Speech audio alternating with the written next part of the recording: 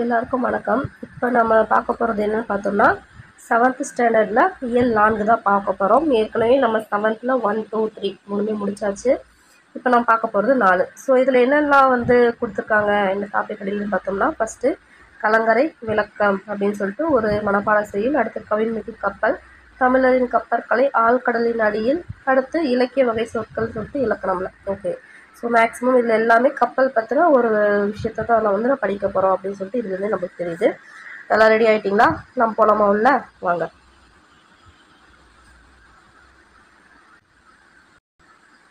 So இயல் 4 அறிவியல் ஆக்கம்.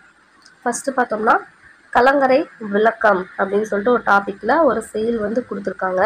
ஸோ இது என்னன்னு பார்த்தோம்னு வச்சுக்கோங்களேன்,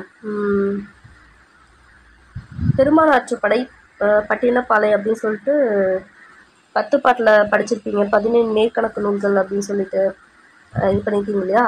அவர் அதை எழுதினா கடிலா ஊத்துறன் கண்ணனார் எழுதின ஒரு பாட்டு தான் இங்கே கொடுத்துருக்காங்க. ஓகேங்களா? ஸோ இது 17 மேற்கணக்கு நூல்களில் 10 பாட்டில் இருக்க ஒன்று நம்ம படிக்க போகிறோம் அப்படின்னு சொல்லிட்டு தெரிஞ்சுக்கணும். அதுக்காக தான் நான் சொன்னேன். ஓகே, ஃபஸ்ட்டு பார்க்கலாம். கடலும் கடல் சார்ந்த இடமும் தமிழரின் வாழ்நிலங்களும் ஒன்று. ஆமாம், குறிஞ்சி, முல்லை, மருதம், நெய்தல், பாலையில் நெய்தல், கடலும் கடல் சார்ந்த இடமும் தமிழரோட வாழ்நிலம் ஒன்றுன்றதை சொல்கிறாங்க. கடலோடு வாழ்ந்த தமிழர் தம் தொழில்நுட்ப அறிவால் களம் படைத்து அதனை கொண்டு மீன் பிடித்தும் வணிகம் செய்தும் வாழ்ந்து வந்தார். களம்னா என்ன தெரியும்? கப்பல்னு சொல்லிட்டு. ஸோ அதை வச்சு மீன் பிடிச்சும் வணிகம் செஞ்சும் வாழ்ந்தாங்க. கடற்பயணம் சென்று கரை திரும்ப தமிழர் கண்ட தொழில்நுட்பம் தான் கலங்கரை விளக்கம். First question area. ஸோ கடற்பயணம் சென்று கரை திரும்ப தமிழர் கண்ட தொழில்நுட்பம் எது? கலங்கரை விளக்கம். இது ப்ரீவியஸ் கொஸ்டின்ல கேட்டிருக்காங்க. அது குறித்து தான் இங்கே ஒரு சங்க பாடல் கொடுத்துருக்காங்க, பார்க்கலாம். வானம் முன்றிய மதலை போல் ஏனி சாத்திய ஏற்றருஞ்சென்னி விண்பொற நிமிர்த்த வேயா மாடத்து இரவில் மாட்டிய இளங்குச்சுடர் நெகிழி உறவுநீர் அலுவத்து ஓடுகாம் கரையும் துறை அப்படின்னு சொல்லிட்டு இந்த கலங்கரை விளக்கத்தை பற்றி கடலூர் உள்ளுத்திறன் பாடியிருக்காரு. ஸோ அதோட பொருள் என்னன்னு பார்க்கலாம். ஃபஸ்ட்டு பார்த்தோம்னா மதலைனா தூண். இதெல்லாமே ரொம்ப முக்கியமான ஒரு சொல்லும் பொருளும் பார்த்துக்கணும். ஒன்றுமே முக்கியமானது இதில். ஸோ மதலை அப்படின்னா தூண், நெகிழினா தீச்சுடர், அலுவம்னா கடல், வேயா மாடம்னா வைக்கோல் போன்றவற்றால் வேயப்படாது திண்மையாக சார்ந்து பூசப்பட்ட மாடம் தான் வேயா மாடம். இப்போ வேய்ந்த மாடம் அப்படின்னா என்ன அர்த்தம்? வைக்கோலால் வேயப்பட்ட மாடம் தான் வேய்ந்த மாடம்னு வச்சுக்கலாம். வேயா மாடம்னா அதுக்கு எதிர்மறை, வைக்கோல் போன்றவற்றால் வேயப்படாது திண்மையாக சார்ந்து பூசப்பட்ட மாடம். ஏன்னா கலங்கரை விளக்கத்தில் பார்த்தோன்னா வைக்கோலால் பண்ணாமல் சார்ந்து பூசப்பட்ட ஒரு திண்மையாக ஸ்ட்ராங்காக சிமெண்ட் மாதிரி பூசிதானே வச்சுருப்பாங்க. அதை தான் சொல்கிறாங்க. சென்னினா உச்சி, உறவு நீர்னா பெருநீர் பரப்பு, கரையும்னா அழைக்கும். காகம் கரையும்னு என்னத்தோம்? அது என்னது கரையுது? அழைக்கிறதுக்கு தானே, அவங்களோட இதை அழைக்கிறது தானே கூப்பிடுறது. அதை தானே கரையும் சொல்கிறோம். அதை தான் கரையும்னா அழைக்கும்னு அர்த்தம். ஓகே, பாடலின் பொருள் பார்க்கலாம். கலங்கரை விளக்கமானது வானம் கீழே விழுந்து விடாமல் தாங்கி கொண்டிருக்கும் தூண் போல தோற்றமளிக்கிறது. ஏணி கொண்டு ஏற முடியாத உயரத்தை கொண்டிருக்கிறது. வேயப்படாமல் சார்ந்து பூசப்பட்ட விண்ணை முட்டும் மாடத்தை உடையது. அம்மாடத்தில் இரவில் ஏற்றப்பட்ட எரியும் விளக்கு கடலில் துறைமுகம் அறியாமல் கலங்கும் மரக்கலங்களை தன் துறைமுகம் நோக்கி அழைக்கிறது அப்படின்னு சொல்றாங்க. ஸோ எது வானம் கீழே விழுந்துவிடாமல் தாங்கி கொண்டிருக்கும் தூள் போல தோற்றமளிக்கிறதுன்னு சொல்றாரு. கலங்கரை விளக்கம் ரொம்ப முக்கியமான பாயிண்ட். ஸோ ஏணி கொண்டு ஏற முடியாத உயரத்தை கொண்டிருக்கிறது எது? கலங்கரை விளக்கம். வேயப்படாமல் சார்ந்து இது கரெக்டாக கண்டுபிடிச்சிருவீங்க. ஸோ இது ரெண்டு பாயிண்ட்டும் பார்த்துக்கோங்க. அடுத்து நூல்வெளி பார்க்கலாம். கடியலூர் ஊர்த்திரன் கண்ணனார்ன்றது ஒரு சங்ககால புலவர். இவர் கடியலூர் அப்படின்ற ஊரில் வாழ்ந்ததுனால இவர் கடியலூர் ஊர்த்திரன் கண்ணனார் அப்படின்னு சொல்லிட்டு இவர் 10 பாட்டில் உள்ள பெருமானாற்றுப்படை பட்டினப்பாலை ஆகிய நூல்களை இயற்றியவர் தான் இந்த கடியலூர் ஊர்த்திரன் கண்ணனார். ஸோ பெருமானாற்றுப்படை பட்டினப்பாலை. பெருமானாற்றுப்படையின் பாட்டுடை தலைவன் தான் தொண்டைமான் இளந்திரியன். ஸோ பெருமானாற்றுப்படையின் பாட்டுடை தலைவன் யாரு? தொண்டைமான் இளந்திரியன். ரொம்ப முக்கியமான ஒரு பாயிண்ட். ஓகேங்களா? பெருமானாற்றுப்படையின் பாட்டுடை தலைவன் தொண்டைமான் இளந்திரியன். இந்நூலில் 346 முதல் 351 வரை உள்ள அடிகள் நமக்கு பாடப்பகுதியாக தரப்பட்டுள்ளன. ஓகேங்களா? ஸோ வள்ளல் ஒருவரிடம் பரிசு பெற்று திரும்பும் புலவர்கள் பாணர் போன்றோர் அந்த வள்ளலிடம் சென்று பரிசு பெற பிறருக்கு வழிகாட்டுவதாக பாடப்படுவது தான் ஆற்றுப்படை நூல்கள். ஸோ அதாவது பார்த்தோம்னா ஆற்றுப்படை இலக்கியம் அப்படின்றது என்னன்னா, அதாவது ஒரு வள்ளல் கிட்ட பரிசு பெற்று திரும்புவாங்க ஒரு சில புலவர்கள். அந்த மாதிரி பாடல்கள்லாம் பாடி வருவாங்க இல்லையா? அவங்க என்ன பண்ணுவாங்கன்னா, வாங்கிட்டு வந்த இந்த புலவர்களும் வள்ளல்களும் வாங்க போவாங்க இல்லையா, பாடி வாங்கலாம்னு சொல்லிட்டு அவங்களுக்கு வழி சொல்லுவாங்க. இங்கே போங்க அந்த வள்ளல் இருக்காரு அவர்கிட்ட வாங்கி போயிட்டு பரிசு பெறுங்க அப்படின்னு சொல்லிட்டு சொல்கிறது தான் ஆற்றுப்படை இலக்கியம்னு சொல்லுவாங்க. புரியுதுங்களா? ஸோ அந்த மாதிரி இந்த பெருமாள் ஆற்றுப்படையில் பாட்டுடை தலைவர் தான் பார்த்தோன்னா தொண்டைமான் இளந்தெரியன் அப்படின்றவர். ஓகேங்களா? ஓகே. அந்த எழுதுனது யாருன்னு பார்த்தோன்னா கடியில் ஒருத்தருங்கன்னா இவர் பெருமாள் ஆற்றுப்படை மட்டும் கிடையாமல் பட்டினப்பாலைன்ற நூலையும் எழுதியிருக்காங்க. ஸோ 17 மேற்கணக்கு நூல்கள் ஏற்கனவே படிச்சிருந்தீங்கன்னா உங்களுக்கு நல்லாவே தெரியும். 8 தொகையில் என்னென்ன வரும், 10 பாட்டில் என்னென்னு வரும். ஸோ இதில் 10 பாட்டு தொகையில் வந்து பார்த்தோம்னா 8 நூல்களும் 10 பாட்டில் 10 பாட்டு நூல்களும் வரும். அதை தான் வந்து அப்படி சொல்லியிருக்காங்க. ஸோ மேற்கணக்கு நூல்கள் படிச்சிருந்தீங்கன்னா நல்லாவே தெரியும். ஸோ இதில் பார்த்தோன்னா முக்கியமாக நோட் பண்ண வேண்டியது என்னென்னு பார்த்தோம்னா ஆற்றுப்படை நூல்கள் வந்து சரிபாதியாக வந்து இருக்கும் அப்படின்னு சொல்லி சொல்லுவாங்க. அந்த மாதிரி வந்து பார்த்தோம்னா ஆற்றுப்படை நூல்கள் சொல்லிட்டு என்னென்னு பார்த்தோம்னா திருமுருகாற்றுப்படை, பொருளார் ஆற்றுப்படை, பெருமாள் ஆற்றுப்படை, சிறுபான் ஆற்றுப்படைன்னு சொல்லுவாங்க. இதில் மலைப்படுகாம் அப்படின்ட்டு இருக்கு இல்லையா, இங்கே பாருங்கள் கடைசியாக மலைப்படுகாம கூத்தாற்றுப்படை அப்படின்னு சொல்லுவாங்க. ஸோ அதனால தான் அதில் 6 பார்த்தோம்னா அந்த ஆற்றுப்படை நூல்கள் அப்படின்னு சொல்லிட்டு 6 வரும். இன்னொன்று வேறு என்ன இருக்குது அப்படின்னு பார்த்தோம்னா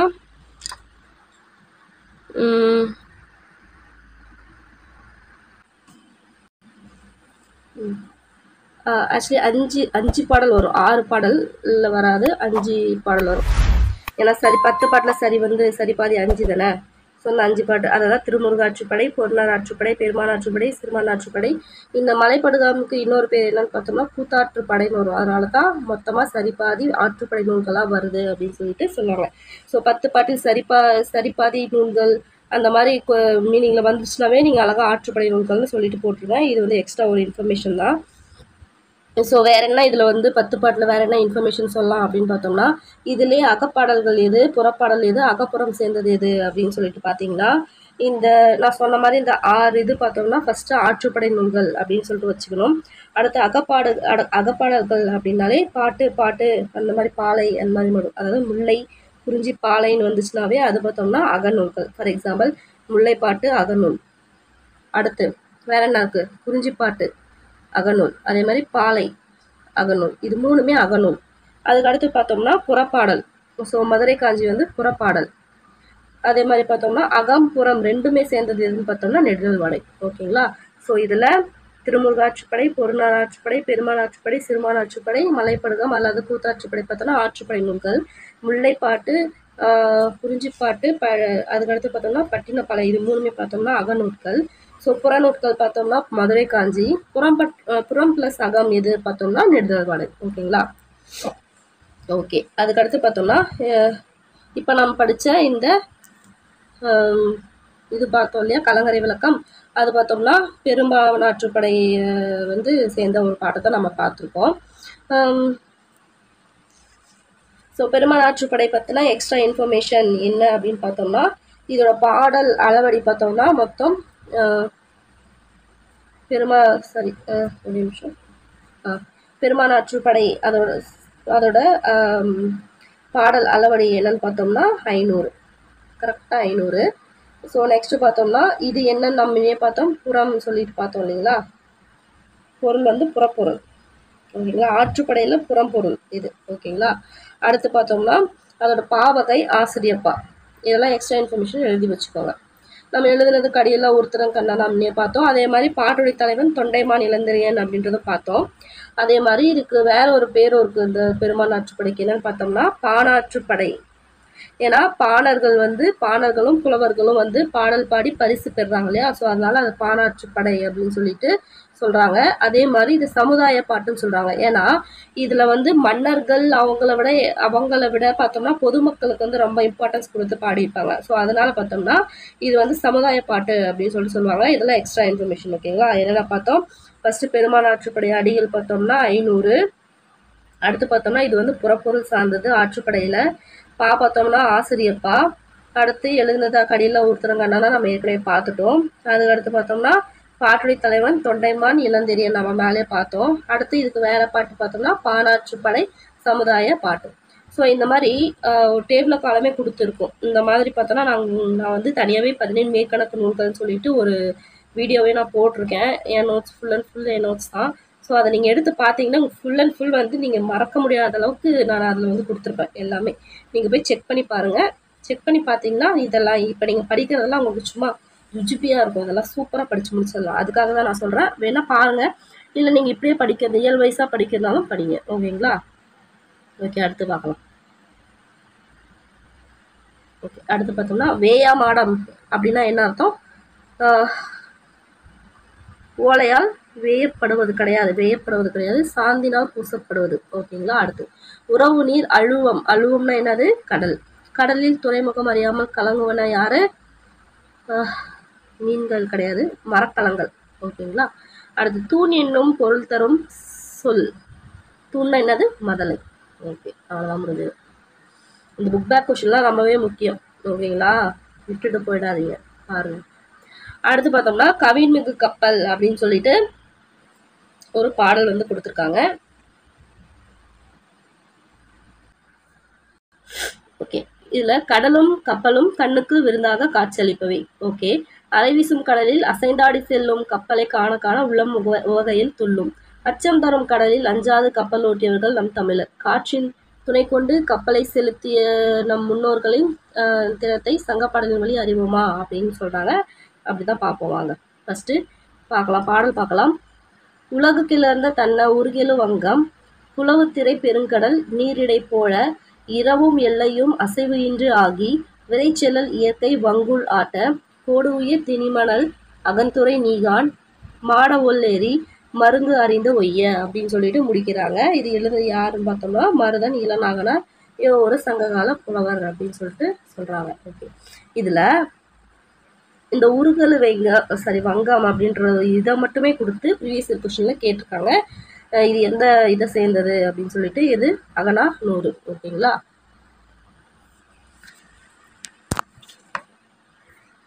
ஓகே, இதோட பொருள் என்னன்னு பார்க்கலாம். உலகம் புடைப்பெயர்ந்தது போன்ற அழகு பொருந்திய தோற்றத்தை உடையது நாவாய். ஃபர்ஸ்ட் கொஸ்டின், உலகம் புடைப்பெயர்ந்தது போன்ற அழகிய பொருந்திய தோற்றம் உடையது எது? நாவாய். நாவாய்னா என்னது? கப்பல்.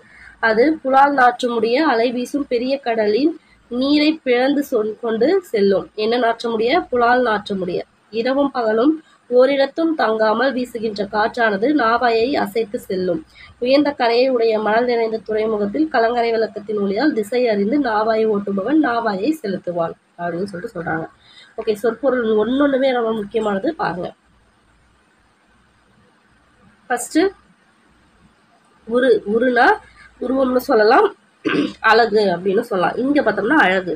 போல அப்படின்னா பிளக்க, போலனா பிளக்க. வங்குல்னா காற்று, வங்குல்னா காற்று.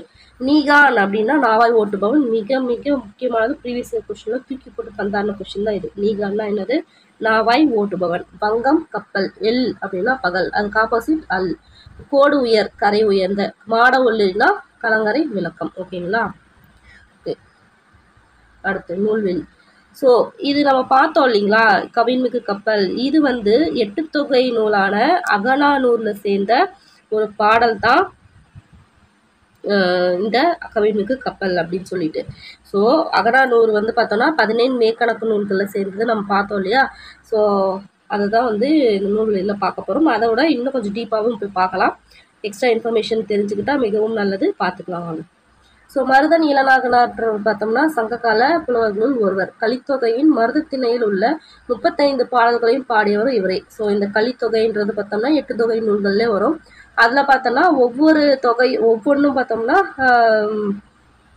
ஒவ்வொரு திணை வந்து ஒவ்வொருத்தவங்க வந்து பாடிப்பாங்க. குறிஞ்சி திணை அந்த மாதிரி மாறி மாறி பாடிப்பாங்க. அதில் மருத திணையை பாடினவர் பார்த்தோம்னா இந்த மருதம் இளநாகனார் தான். ஏன்னா எப்படி ஞாபகம் சொன்னால் மருத திணையா, இது பார்த்தோம்னா மருதன் வருது, அதை ஞாபகம் சொல்லிட்டு கூட ஷார்ட்கட்லாம் நான் சொல்லியிருக்கேன். ஸோ அப்படின்னும் போது மருத திணை பாடல்கள் வல்லவர். கலித்தொகையில் 35 எத்தனை பாடல்கள்ன்றது முக்கியம், 35 பாடல்கள்ன்றது ரொம்ப முக்கியம். ஓகே, நெக்ஸ்ட் பார்த்தோம்னா அகநானூறு. ஓகே, இவரை பற்றி பார்த்துட்டோம், புலவரை பற்றி. நூலை பற்றி பார்க்கலாம். அகநானூறு பார்த்தோம்னா 8 தொகை நூல்களில் ஒன்று. 15 மேற்கணக்கு நூல்களில் 8 தொகை 10 பாட்டுன்னு பிரிச்சிருக்காங்க இல்லையா. ஸோ அதில் 8 தொகை நூல்களை சேர்ந்தது தான் இந்த அகநானூறு அப்படின்ற ஒரு நூல். புலவர் எப்படி புறநானூறு நாலடியார் மாதிரியோ அந்த மாதிரி பல புலவர்களால் பாடப்பட்ட 400 பாடல்களை கொண்டது தான் இந்த அகநானூறு. பேர்லே தெரியும் 400 அப்படின்னு சொல்லிட்டு. இதுக்கு வேற பேர் என்னன்னு பார்த்தோம்னா நெடுந்தொகை. ரொம்ப ரொம்ப முக்கியமான ஒரு இது நெடுந்தொகை அப்படின்னு சொல்லிட்டு அழைப்பாங்க. ஸோ இந்நூலோட 255ஆம் பாடல் தான் இங்கே தரப்பட்டுள்ளதுன்னு கொடுத்துருக்காங்க. ஓகே, ஸோ 8 தொகை நூல்கள் என்னென்னு தெரிஞ்சுக்கலாமா? ஃபர்ஸ்ட் நற்றிணை, குறுந்தொகை, ஐங்குறுநூறு, பதிற்றுப்பத்து, பரிபாடல், கலித்தொகை, அகநானூறு, புறநானூறு. ஸோ நான் இதை பற்றி நான் அப்படியே சொல்ல ஆரம்பிச்சேன்னு வச்சுக்கோங்களேன், ரொம்ப நேரம் போகும். ஸோ அதுக்காக தான் அந்த 17 மேற்கணக்கு நூல்கள் அந்த வீடியோ போய் நீங்கள் பார்த்தீங்கன்னா அவ்வளோ தெளிவாக நான் சொல்லியிருப்பேன் இது ஒவ்வொன்றுமே. ஸோ ஈவன் வந்து இந்த 8 தொகைக்கெலாம் வந்து ஒரு பாட்டு இருக்கும். நற்றிணை, நல்ல குறுந்தொகை, அந்த மாதிரி சொல்லிட்டு ஒரு பாட்டே வந்திருக்கும். ஸோ வந்து பார்த்தோம்னா இது நீங்கள் போய் அதில் பார்க்கறது மிகவும் நல்லது. ஏன்னா அதை வந்து கொஷின்ஸ் வந்து கேட்குறாங்க, அதுக்காக தான் நான் சொல்கிறேன். ஸோ வந்து இங்கே வந்து பேசிக்காக இந்த லெசன் மட்டும் வச்சு தெரிஞ்சுக்கலாம். ஸோ என்னென்னு பார்த்தோம்னா இதில் வந்து அகநானூறு பற்றி தான் நான் பார்க்க போகிறோன்றனால அகநானூரை பற்றி ஃபஸ்ட்டு நான் பார்த்துக்கலாம். ஸோ அகநானூரை எப்படி பிரிக்கலாம் அப்படின்னு பார்த்தோம்னா ஃபஸ்ட்டு பாயிண்ட் நோட் பண்ணிக்கோங்க. அகம் கூட்டல் 4 கூட்டல் 100 தான் அகநானூறு. ஃபர்ஸ்ட் பாயிண்ட்டுங்களா. அடுத்து இதை தொகுத்தவர் யார்? அகநானூறு தொகுத்தவர் யாருன்னு பார்த்தோம்னா மதுரை உக்கூரி குடிகுலார் மகனா உருத்திர சன்மார் அப்படிங்கிறது தான் தொகுத்தவர். Next point. அடுத்து தொகுப்பித்தவர் யாருன்னு பார்த்தோம்னா பாண்டிய உக்கர பெருவிழுதி. யாரு? பாண்டிய உக்கர பெருவிழுதி. எப்பவுமே தொகுத்தவர் பார்த்தோம்னா ஒரு புலவராக இருப்பாரு. தொகுப்பித்தவர் போய் அதை தொகுத்து வை அப்படின்னு சொல்லிட்டு வேலை சொல்றவர் தான் தொகுப்பித்தவர். அவர் எப்பவுமே ஒரு அரசராக இருப்பாரு, இல்லைன்னா ஒரு பெரிய வள்ளல்கள் அந்த மாதிரி வந்து பெரிய ஆளா இருப்பாங்க. ஸோ பாண்டிய உக்கிர பெருவிழுதி முடிஞ்சுங்களா. ரெண்டாவது முக்கியமான பாயிண்ட், நான் சொல்றது எல்லாமே முக்கியமான பாயிண்ட். அடுத்து மன்னர்கள், வள்ளல்கள், வரலாற்று செய்தி, இயற்கை வர்ணனை, உள்ளுரை, இறைச்சி முதலான செய்திகளை கூறுறது தான் அகநானூறு. ஓகேங்களா.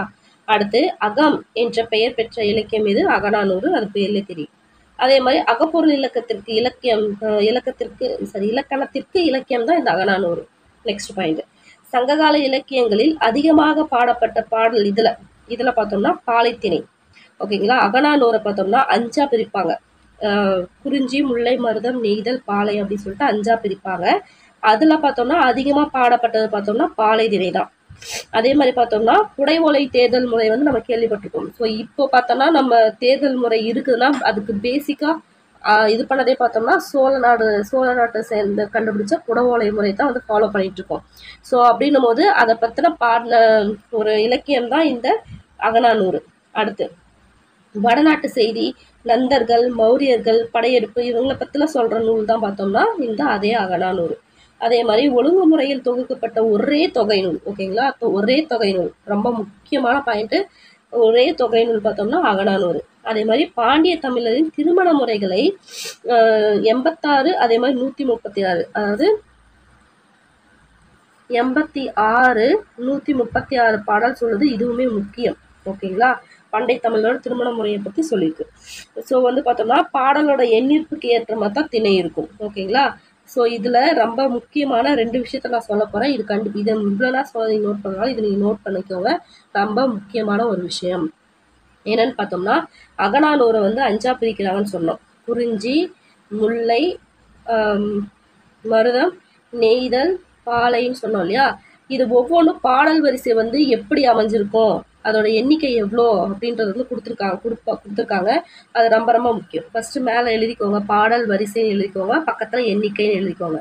இது வந்து ஒரு டேபிள் கால மாதிரி. ஸோ குறிஞ்சி பார்த்தோம்னா எப்பவுமே 2, 8, 12, 18 இப்படி 2, 8, 2, 8ன்னு போய்கிட்டே இருக்கும். இதுதான் வந்து பாடல் வரிசை. அடுத்து முல்லை பொறுத்த வரைக்கும் பார்த்தோம்னா 4 நாளாக முடியும். 4, 14, 24, 34 இப்படின்னு போயிட்டே இருக்கும்.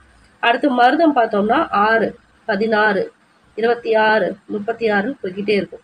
அடுத்து நெய்தல் பார்த்தோம்னா 10 போகும். 10, 20, 30ன்னு போயிட்டே இருக்கும். இதே பார்த்தோம்னா பாலையில ஆட் நம்பர்ஸா வரும், ஒற்றைப்படை எண்ணா வரும். 1, 3, 5, 7ன்னு வரும். இதுதான் பார்த்தோம்னா பாடல் வரிசை. ஸோ இந்த பாடல் வரிசையில எண்ணிக்கைன்னு ஒன்று இருக்கும் இல்லையா. ஸோ அந்த எண்ணிக்கை பார்த்தோம்னா அதை அப்படியே பக்கத்துல எழுதுவீங்களா அப்படி நோட் பண்ணிக்கோங்க. ஃபர்ஸ்ட் பார்த்தோம்னா குறிஞ்சியில மொத்தம் எத்தனை பாடல்கள் பார்த்தோம்னா 80. அடுத்து முல்லை, அப்படியே அந்த பாடல் வரிசை பக்கத்துல எழுதிக்கோங்க. முல்லை பார்த்தோம்னா 40. அதே மாதிரி மருதம், நெய்தல் இது 2மே பார்த்தோம்னா 3மே பார்த்தோம்னா 40 தான் வரும்.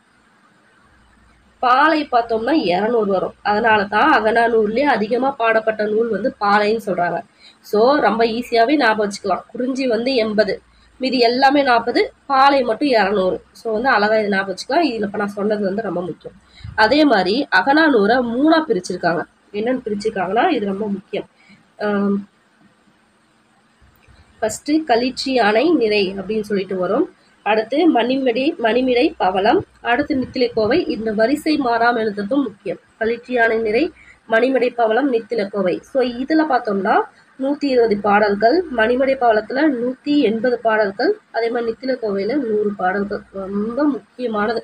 அதனாலதான் நீங்க போய் அந்த வீடியோவை பாருங்க அப்படின்னு சொல்லிட்டு சொல்லியிருக்கேன். ஸோ இந்த தமிழ் கம்ப்ளீட் நோட்ஸ் அப்படின்னு சொல்லிட்டு ஒரு பிளேலிஸ்ட் இருக்கும். அதில் பார்த்தீங்கன்னா 3 வீடியோ 2 வீடியோ அந்த மாதிரி தான் இருக்கும். நீங்கள் அதை ஃபுல்லாக பார்த்துட்டிங்கன்னா நீங்கள் பக்காவாக வந்து அதை தெரிஞ்சுக்கலாம். அந்த டாப்பிக்கே முடிஞ்ச மாதிரி இருக்கும். ரொம்ப முக்கியமான ஒரு டாபிக். அதில் வந்து எப்படிலாம் கொஷின் கேட்பாங்கன்னு சொல்லிட்டு நான் எல்லாமே நான் சொல்லியிருப்பேன். நீங்கள் அதில் போனீங்கன்னா அவ்வளோ டீட்டெயிலாக நோட்ஸோடு கொடுத்துருப்பேன். தெளிவாக உங்களுக்கு நான் நோட்ஸ் கொடுத்துருப்பேன். அதை நீங்கள் பார்த்தே எழுதிக்கலாம். அந்தளவுக்கு இருக்கும். நீங்கள் போய் பாருங்கள். ஓகேங்களா? ஸோ இது வந்து தெரிஞ்சுக்க வேண்டிய விஷயம். இப்போ நீங்கள் ஜஸ்ட் வந்து தெரிஞ்சுக்க ரிவைஸ் பண்ண மாதிரி இருக்கும் தெரிஞ்சவங்களுக்கு. ஸோ தெரியாதவங்க இந்த மாதிரிலாம் இருக்குன்னு சொல்லிட்டு நீங்கள் முக்கியமானதாக இருக்குன்னு சொல்லிட்டு அந்த வீடியோ போய் பார்த்தீங்கன்னா தெரியும். ஓகேங்களா? சரி, ஓகே. நம்ம முக்கியமானது அகநானூரில் இருந்து என்னென்ன இருக்கோ எல்லாமே நம்ம பார்த்துக்கோ. இன்னும் நிறைய எக்ஸ்ட்ரா இன்ஃபர்மேஷன்லாம் இருக்குது. அவ்வளோ இன்ஃபர்மேஷன் இருக்குது சொல்ல போனால். ஸோ ஜஸ்ட் வந்து இப்போதைக்கு இவ்வளோ தெரிஞ்சுக்கோங்க அப்படின்னு சொல்கிறேன். ஓகேங்களா? ஓகே, அவ்வளோதான். அடுத்து பார்க்கலாம். இயற்கை வங்குல் ஆட்ட அடிக்கோடிட்ட சொல்லின் பொருள். ஸோ வங்குல் அப்படின்னா என்ன நம்ம பார்த்தோம்? காற்று. ஓகேங்களா? மக்கள் டேஸ் ஏறி வெளிநாடுக்கு சென்ற வங்கத்தில், வங்கம்னா என்னது? கடல். சரி, கப்பலில் பார்த்தோமா? அடுத்து குழால் நாற்றமுடைய அகநானூறு உடையதாக அகநானூறு கூறுவது எதுன்னு பார்த்தோம்னா நாவாய். சாரி, நாவாயில தானே குழால் நாற்றம் இருக்குது. பார்த்தீங்களா? அதுக்கு தான் அந்த லைன்ஸ் மீனிங்ஸ் கூட படிச்சுக்கணுன்றது.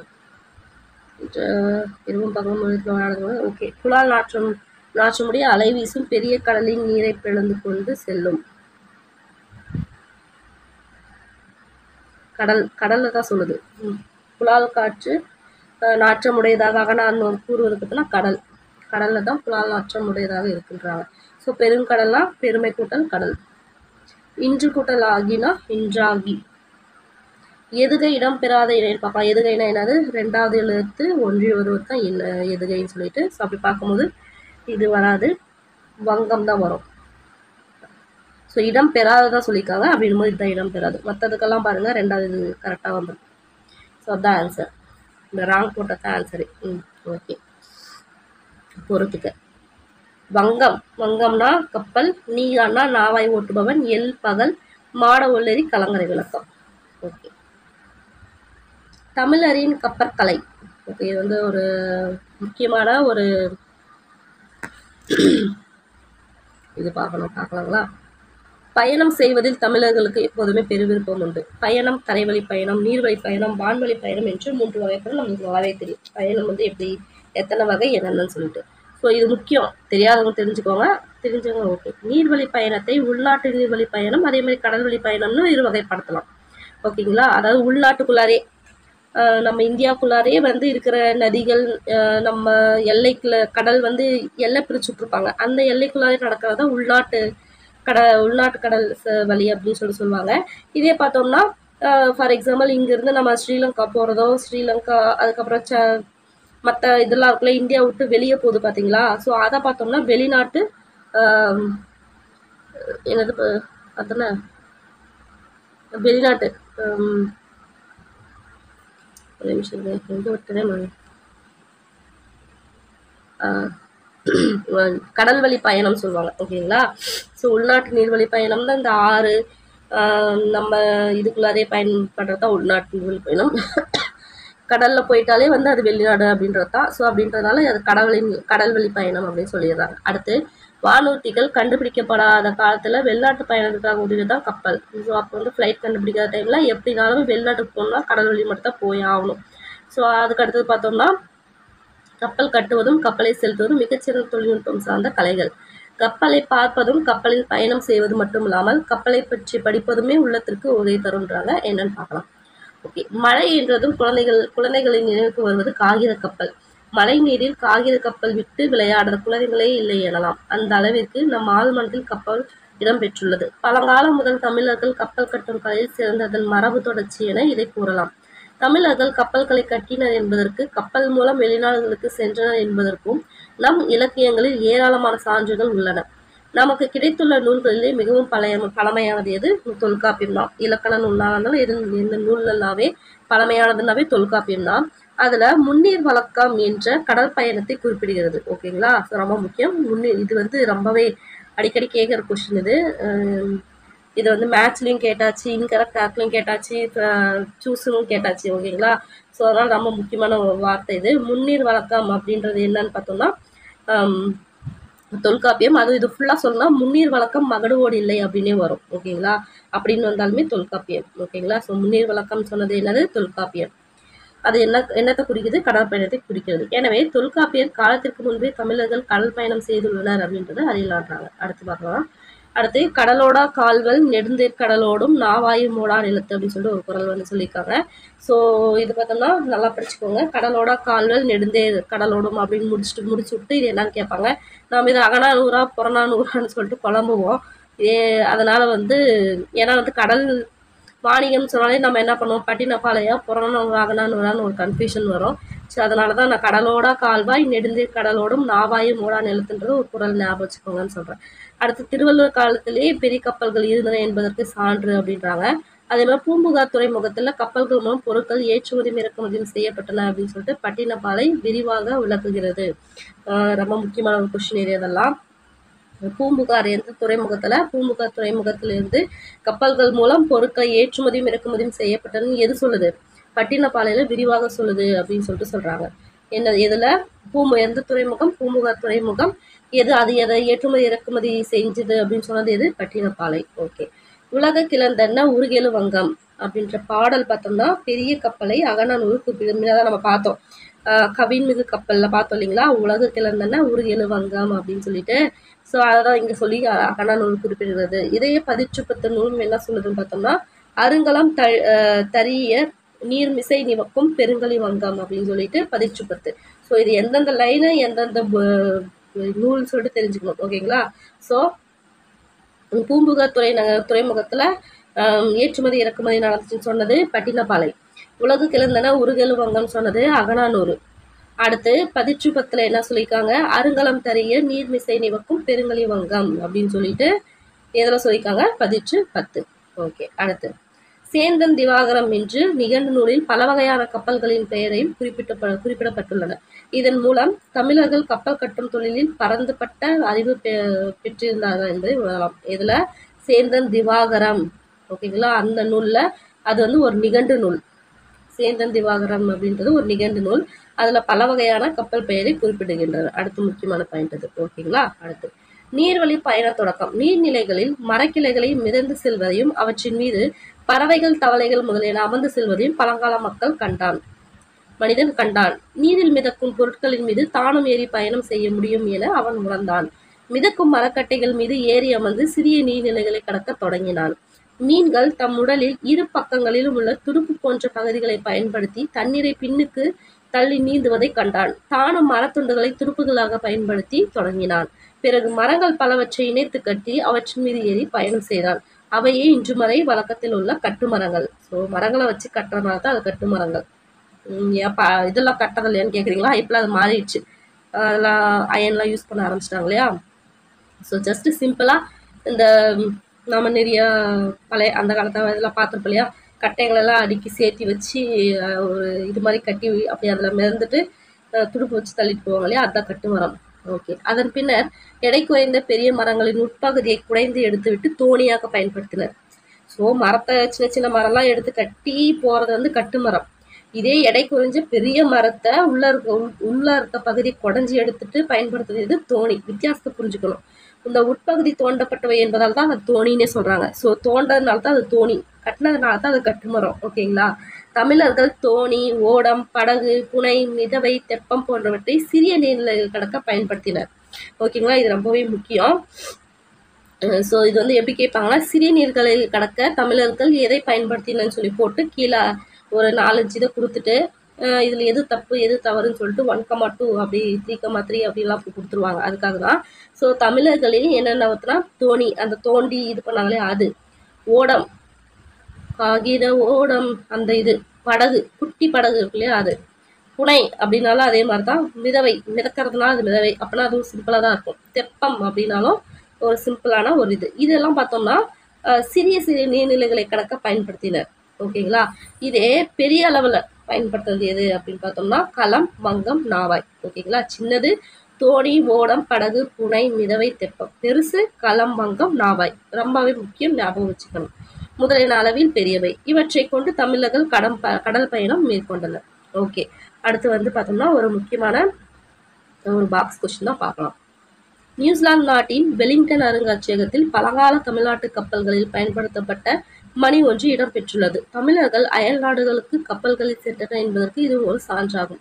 பிற்கால சோழர்களில் ராசராச சோழனும் ராஜேந்திர சோழனும் பெரிய கப்பற்படையை கொண்டு பல நாடுகளை வென்றனர் என்பது வரலாறு பகர்கிறது. ஓகேங்களா. ஸோ இதுல ரொம்ப முக்கியமானது என்னன்னு பார்த்தோம்னா எல்லாமே முக்கியமானது தான். ஸோ கீவேர்ட்ஸ் இருக்குல்ல என்ன பார்த்தோம்னா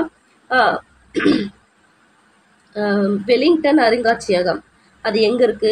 நியூசிலாந்து நாடு. வெலிங்டன் அருங்காட்சியகம்ன்றது நியூசிலாந்து. அங்க என்ன இருக்கு? பழங்காலத்துல தமிழ்நாடு கப்பல்ல பயன்படுத்தப்பட்ட ஒரு மணி இருக்கு. ஓகேங்களா. இது மூணுமே மணி, நியூசிலாந்து, வெலிங்டன் அருங்காட்சியகம் கீவேர்ட்ஸ். தமிழர்கள் பார்த்தோம்னா அயல்நாடுக்கு போனாங்க அப்படின்றது இது ஒரு சான்று. ஓகே, இது நமக்கு நல்லாவே தெரியும். அடுத்து பிற்கால சோழர்கள் நமக்கு தெரியும். முற்கால சோழர்கள், பிற்கால இடைக்கால சோழர்களா இருந்தாங்கன்னு சொல்லிட்டு நமக்கு நல்லாவே தெரியும். அதுல பிற்கால சோழர்கள் முக்கியமான பாயிண்ட் இதெல்லாம் இதுதான் கீவேர்டே பாத்தீங்களா. ஓகேங்களா. பிற்கால சேரர்களா சோழர்களா பாண்டியர்களான்னு கேட்டா பிற்கால சோழர்கள். அடுத்துல யார் யாரு? ராசராச சோழன், ராஜேந்திர சோழன். இவங்க 2 பேருமே பெரிய கப்பற்படை கொண்டு பல நாடுகளை கைப்பற்றினாங்க அப்படின்னு சொல்லிட்டு வரலாறு சொல்லுது அப்படின்னாங்க. யாரு? ராசராச சோழனும் ராஜேந்திர சோழனும். ஓகே, அடுத்து பார்க்கலாம். கப்பல் கட்டும் கலை. ஸோ தமிழர்கள் முற்காலத்திலே கப்பல் கட்டும் கலையை நன்கு அறிந்திருந்தனர். ஓகே, தெரிஞ்ச பாயிண்ட். கப்பல் கட்டும் கலைஞர்களை என்ன சொல்றாங்க? கம்மியர். கொஸ்டின் பாயிண்ட் இங்கிருந்தே வருது பாருங்க. ஸோ கப்பல் கட்டும் கலைஞர்கள் யாரு? கம்மியர். ஓகேங்களா. கப்பல் கட்டும் கலைஞர்கள் யாரு? கம்மியர். இதை எப்படி சொல்றாங்க அப்படின்னா களஞ்சை கம்மியர் வருகென கூவி அப்படின்னு சொல்லிட்டு மணிமேகலையில பார்த்தோம்னா சொல்றாங்க. அதாவது கப்பல் கட்டுறவங்க பேரு கம்மியர் அப்படின்றதே ஒரு பாட்டா வந்து பாட்டுல சொல்லியிருக்காங்க. அதுவும் என்ன பாட்டு பார்த்தோம்னா மணிமேகலையில. ஓகேங்களா. ஸோ பார்த்தோம்னா களஞ்சை கம்மியர் வருகென கூவி காதை வந்து பார்த்தோம்னா 25. ஸோ காதை மட்டும் கூட ஞாபகம் வச்சுக்கோங்க. காதை 25. களஞ்சை கம்மியர் வருகென கூவி. ஓகேங்களா. அடுத்து பெருந்திரளான மக்களையும் பொருட்களையும் ஏற்றிச் செல்லும் வகையில் பெரிய கப்பல்களை தமிழர்கள் உருவாக்கினார்கள். ஓகே, நீண்ட தூரம் கடலிலேயே செல்ல வேண்டியிருந்தால் கப்பல்களை பாதுகாப்பானவையாகவும் வலிமை மிக்கவையாகவும் உருவாக்கினர். கப்பல் கட்டுவதற்கு உரிய மரங்களை தேர்ந்தெடுப்பதில் தமிழர்கள் மிகுந்த கவனம் செலுத்தினர். கப்பல்கள் தண்ணீரிலேயே இருப்பவை என்பதால் தண்ணீரால் பாதிப்படையாத மரங்களையே கப்பல் கட்ட பயன்படுத்தினர். நீர்மட்ட வைப்பிற்கு வேம்பு, இழுப்பை, புன்னை, நாவல் போன்ற மரங்களை பயன்படுத்தினர். எதுக்காக? இது எல்லாமே கொஸ்டின் கேட்பாங்க. நீர்மட்ட வைப்பிற்கு பார்த்தோம்னா வேம்பு, இலுப்பை, புன்னை, நாவல் போன்ற மரங்களை பயன்படுத்தினர். இதே பக்கங்களுக்கு பார்த்தோம்னா பக்கம் கட்டுறாங்க இல்லையா, அடிப்பகுதி நீர்மட்டத்துல இருக்கிறத பார்த்தோம்னா வேம்பு, இலுப்பை, புன்னை, நாவல். இதே வந்து பக்கத்துல இருக்கிறது பார்த்தோம்னா தேக்கு, வெண்தேக்கு, மொத்தத்துல தேக்கு இந்த மரங்களை பயன்படுத்தினர். மரத்தின் வெட்டப்பட்ட பகுதியை வெட்டுவாய் என்பார்கள். வெட்டப்பட்ட பகுதி வெட்டுவாய் ஈஸியாவே தெரிஞ்சிச்சு. அடுத்து அதன் நிறத்தை கொண்டு மரத்தின் தன்மையை அறிவர். அதோட நிறத்தை கொண்டும் அந்த மரத்தோட தன்மையை வந்து அறிவர். கண்ணடை என்பது பார்த்தோம்னா இளைத்த மரத்தில் காணப்படும் உருவங்கள் ஆகும். ஓகேங்களா. கண்ணடைனா இளைத்த மரத்தில் காணப்படும் உருவங்கள். மேலும் சுழி உள்ள மரங்களை பயன்படுத்தாமல் தவிர்த்தனர். எந்த மரத்தை பயன்படுத்துவதை தவிர்த்தனர்? சுழி இருக்கிற மரத்தை வந்து தவிர்த்தனர். அதே மாதிரி நீளம், அகலம், உயரம் ஆகியவற்றை சரியான முறையில் கணக்கிட்டு கப்பல்களை உருவாக்கினர். இவற்றை தச்சு முழம் என்னும் நீட்டளவையால் கணக்கிட்டனர். ஸோ அந்த நீட்டளவை லென்த்து அப்புறம் பிரெத் இதெல்லாம் சொல்றோம் இல்லையா, அந்த மாதிரி அவங்க என்ன நீட்டளவை யூஸ் பண்ணாங்க அப்படின்னு பார்த்தோம்னா தச்சு முழம் அப்படின்ற நீட்டளவையை வச்சு யூஸ் பண்ணாங்க. பெரிய படகுக்கு முன்பக்கத்தை பார்த்தோம்னா என்னென்ன வச்சாங்கன்னா இதை கூட கேட்பாங்க. யானை, குதிரை, அன்னம் அப்படின்ற தலையை வந்து வடிவமைப்பது உண்டு. வேற பார்த்தோம்னா அதை வந்து என்ன சொல்லுவாங்கன்னா கரிமுக அம்பி என்றெல்லாம் இவை அழைக்கப்பட்டன. யானை மூஞ்சா இருந்துச்சுன்னா கரிமுக அம்பி. அம்பினா என்னது? படகு தானே. ஸோ அதே பார்த்தோம்னா குதிரையோட முகம் இருந்துச்சுன்னா என்ன சொன்னாங்க? கரிமுக அம்பி அப்படின்னு சொல்லிக்கிட்டாங்க. ஓகேங்களா. ஓகே. ஸோ இந்த பேராகிராஃப்ல எல்லாமே ஒவ்வொரு லைனுமே இதுல வந்து இதுதான் கொஷின் பாயிண்ட் தான். ஓகேங்களா. ஸோ கப்பல் கட்டுவதற்கு உரிய மரங்களை பார்த்தோம்னா தேர்ந்தெடுத்தாங்க சொன்னோம். ஸோ அதுக்கு பார்த்தோம்னா நீர்மட்டத்தில் இருக்கிறதுக்காக வேம்பு, இலுப்பை, புன்னை, நாவலையும், இதே பக்கங்களுக்காக தேக்கு வெண்தேக்கு யூஸ் பண்ணாங்க.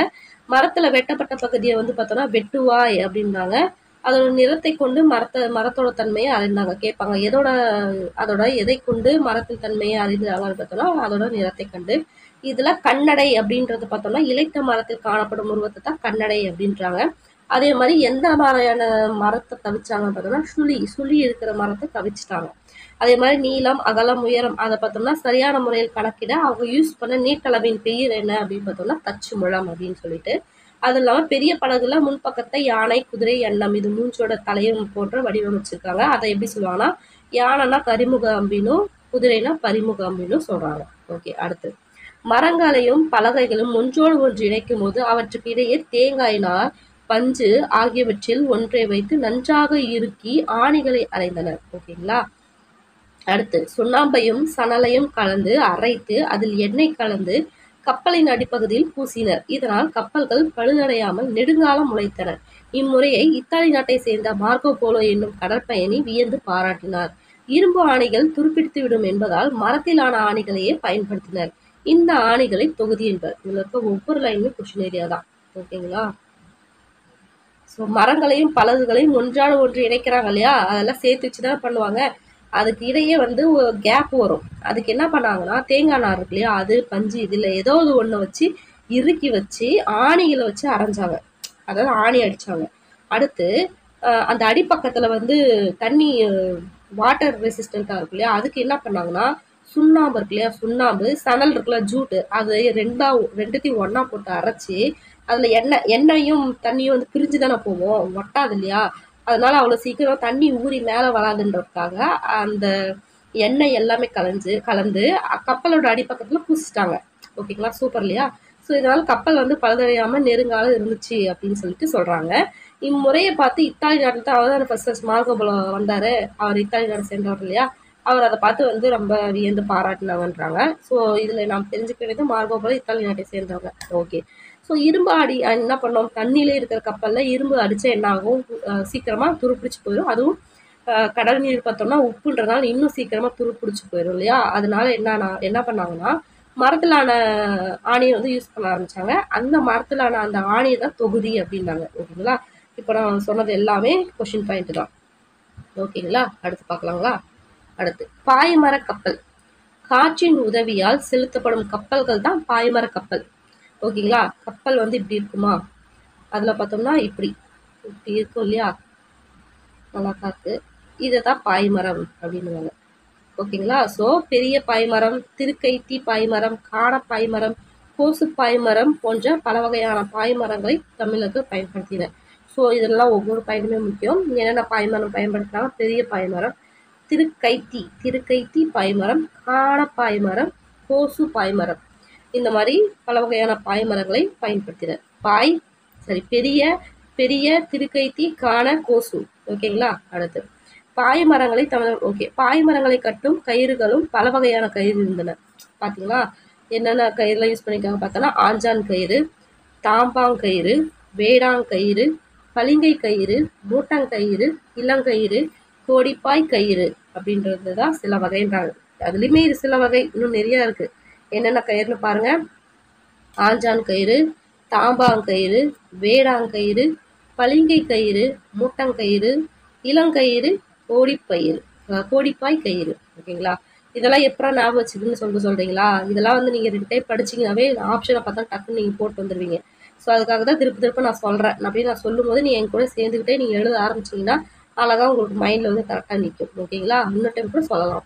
ஆஞ்சான் கயிறு, தாம்பாங்கயிறு, ஆஞ்சான், தாம்பா, வேடா, பளிங்கை, மூட்டன், இளங்கயிறு, கோடிப்பை கயிறு. முடிஞ்சு போச்சு, அவ்வளவுதான்.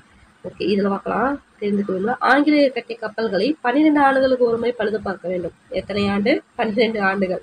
ஆனா தமிழர் கட்டிய கப்பல்களை 50 ஆண்டுகள் ஆனாலும் பழுது பார்க்க அவசியம் இல்லை அப்படின்னு சொல்லிட்டு வாக்கர் எனும் ஆங்கிலேயரே சொல்லியிருக்காங்க. ஓகேங்களா. ஸோ ஆங்கிலேயர் கட்டிய கப்பல் எத்தனை, இது 12 வருஷம். இதே தமிழர் வந்து 50 வருஷம் ஆனா கூட தேவையில்லைன்றாங்க. சொன்னது யாரு? அதே ஆங்கிலேயரை சேர்ந்த வாக்கர். ரொம்ப முக்கியம், இதெல்லாம் ப்ரீவியஸ் கொஸ்டின்ங்க. ஸோ வாக்கர் அப்படின்றவர் தான் சொல்லியிருக்காரு. ஒரு ஆங்கிலேயர். ஓகே. பாய்மர கப்பலின் பாய், கயிறு ஆகியவற்றில் பழுது ஏற்படும் பொழுது அவற்றை மரப்பிசில் கொண்டு இணைத்தனர் என்று பரிபாடல் கூறுகிறது. முக்கியமான ஒரு லைனு. அதில் பாய் கயிறு பார்த்தோம், வகையை பார்த்தோம். ஸோ அதை கட்டியிருக்காங்க இல்லையா, அதில் ஏதாவது பழுது ஏற்பட்டுச்சுன்னா மரத்துலேருந்து அந்த கம்மு மாதிரி வலி இல்லையா, அதை வச்சு இணைக்காங்க அப்படின்னு சொல்லிட்டு எது சொல்லுது? பரிபாடல். ஸோ எப்படி ஞாபகம் வச்சுக்கலாம்? மரப்பிசினை போய் பறிச்சுட்டு வந்தாங்க அப்படின்னு சொல்லிட்டு ஞாபகம் வச்சுக்கலாம். ஓகேங்களா? ஓகே. கப்பலின் உறுப்புகள். ஸோ ஓகே, இப்போ கப்பலில் வந்து இப்போ எப்படி மனிதனுக்கு வந்து தலைக்கால் அப்படின்றோமா, அந்த மாதிரி கப்பலுக்கும் உறுப்புகள்லாம் இருந்துச்சு. அது என்னன்னு தான் பார்க்க போகிறோம் இப்போ. ஓகேங்களா? சரி, ஓகே. கப்பல் பல்வேறு வகையான உறுப்புகளை உடையது. என்னன்னு தான் பார்த்துருவோம். ஃபர்ஸ்ட், எறா, பருமல், வங்கு, கூம்பு, பாய்மரம், சுக்கான், நங்கூரம் போன்றவை கப்பலின் உறுப்புகளில் சிலவாகும்.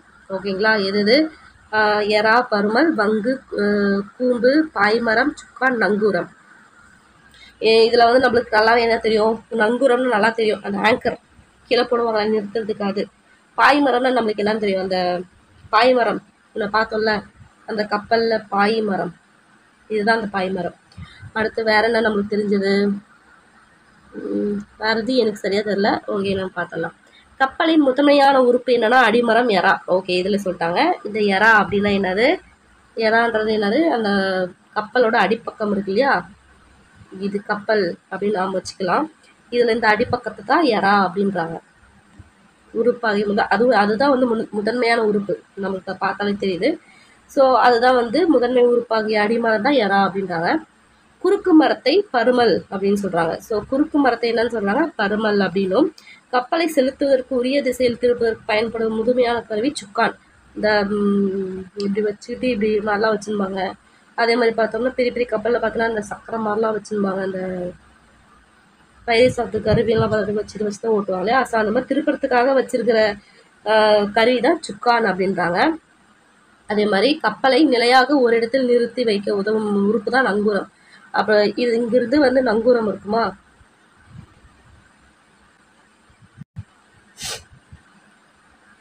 இந்த கப்பல் இருக்கா, இதுல பார்த்தோம்னா நங்கூரம் அப்படின்னா இங்க முன்னாடி இருக்கும், பின்னாடி இருக்கும் ஒரு சிலதுல. இதுல இருந்து என்ன பண்ணுவாங்கன்னா கடற்கடன்னு சங்கிலி மாதிரி விடுவாங்க. சப்போஸ் கப்பல்ல வந்து அங்க நிறுத்தணும் அப்படின்னா விடுவாங்க. விட்டு ஆங்கர் இப்படி இருக்குமா, அது போய் என்ன பண்ணோம், சரி இப்படி இருக்கும், இப்படி இருக்குமா, இது போய் என்ன பண்ணோம், நான் அப்படியே அந்த மண்ணுக்குள்ள குத்திட்டு நின்று அப்படியே நிறுத்தி வச்சிடும். அதுதான் நங்கூரம். நங்கூரமா நச்சுன்னு போய் பிடிக்கணும்னு வாங்களே, அதுதான் அது.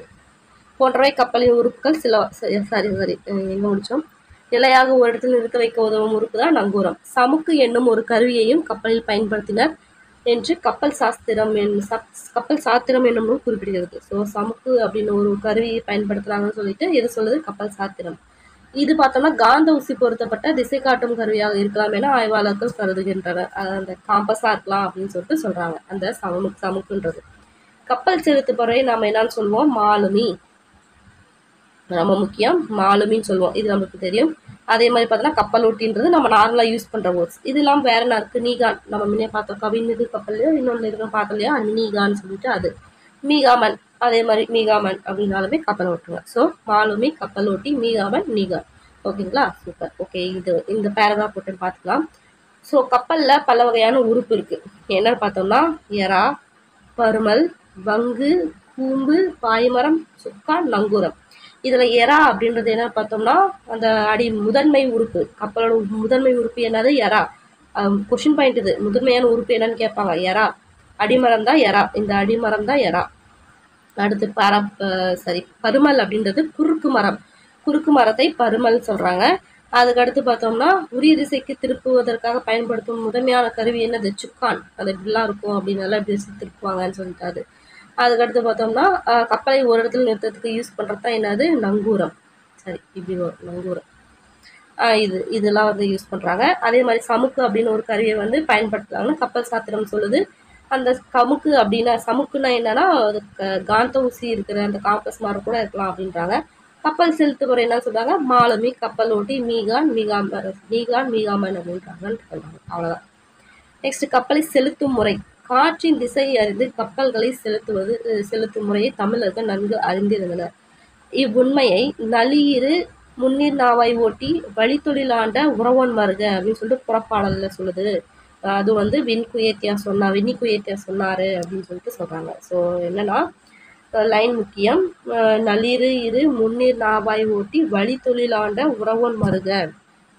அதாவது காற்று காற்றோட காற்றோட திசை அறிந்து கப்பல்களை செலுத்தும் உறவோன் மருக பலசாலி இத வாழ்க அப்படின்ற மாதிரி சொல்லியிருப்பாங்க.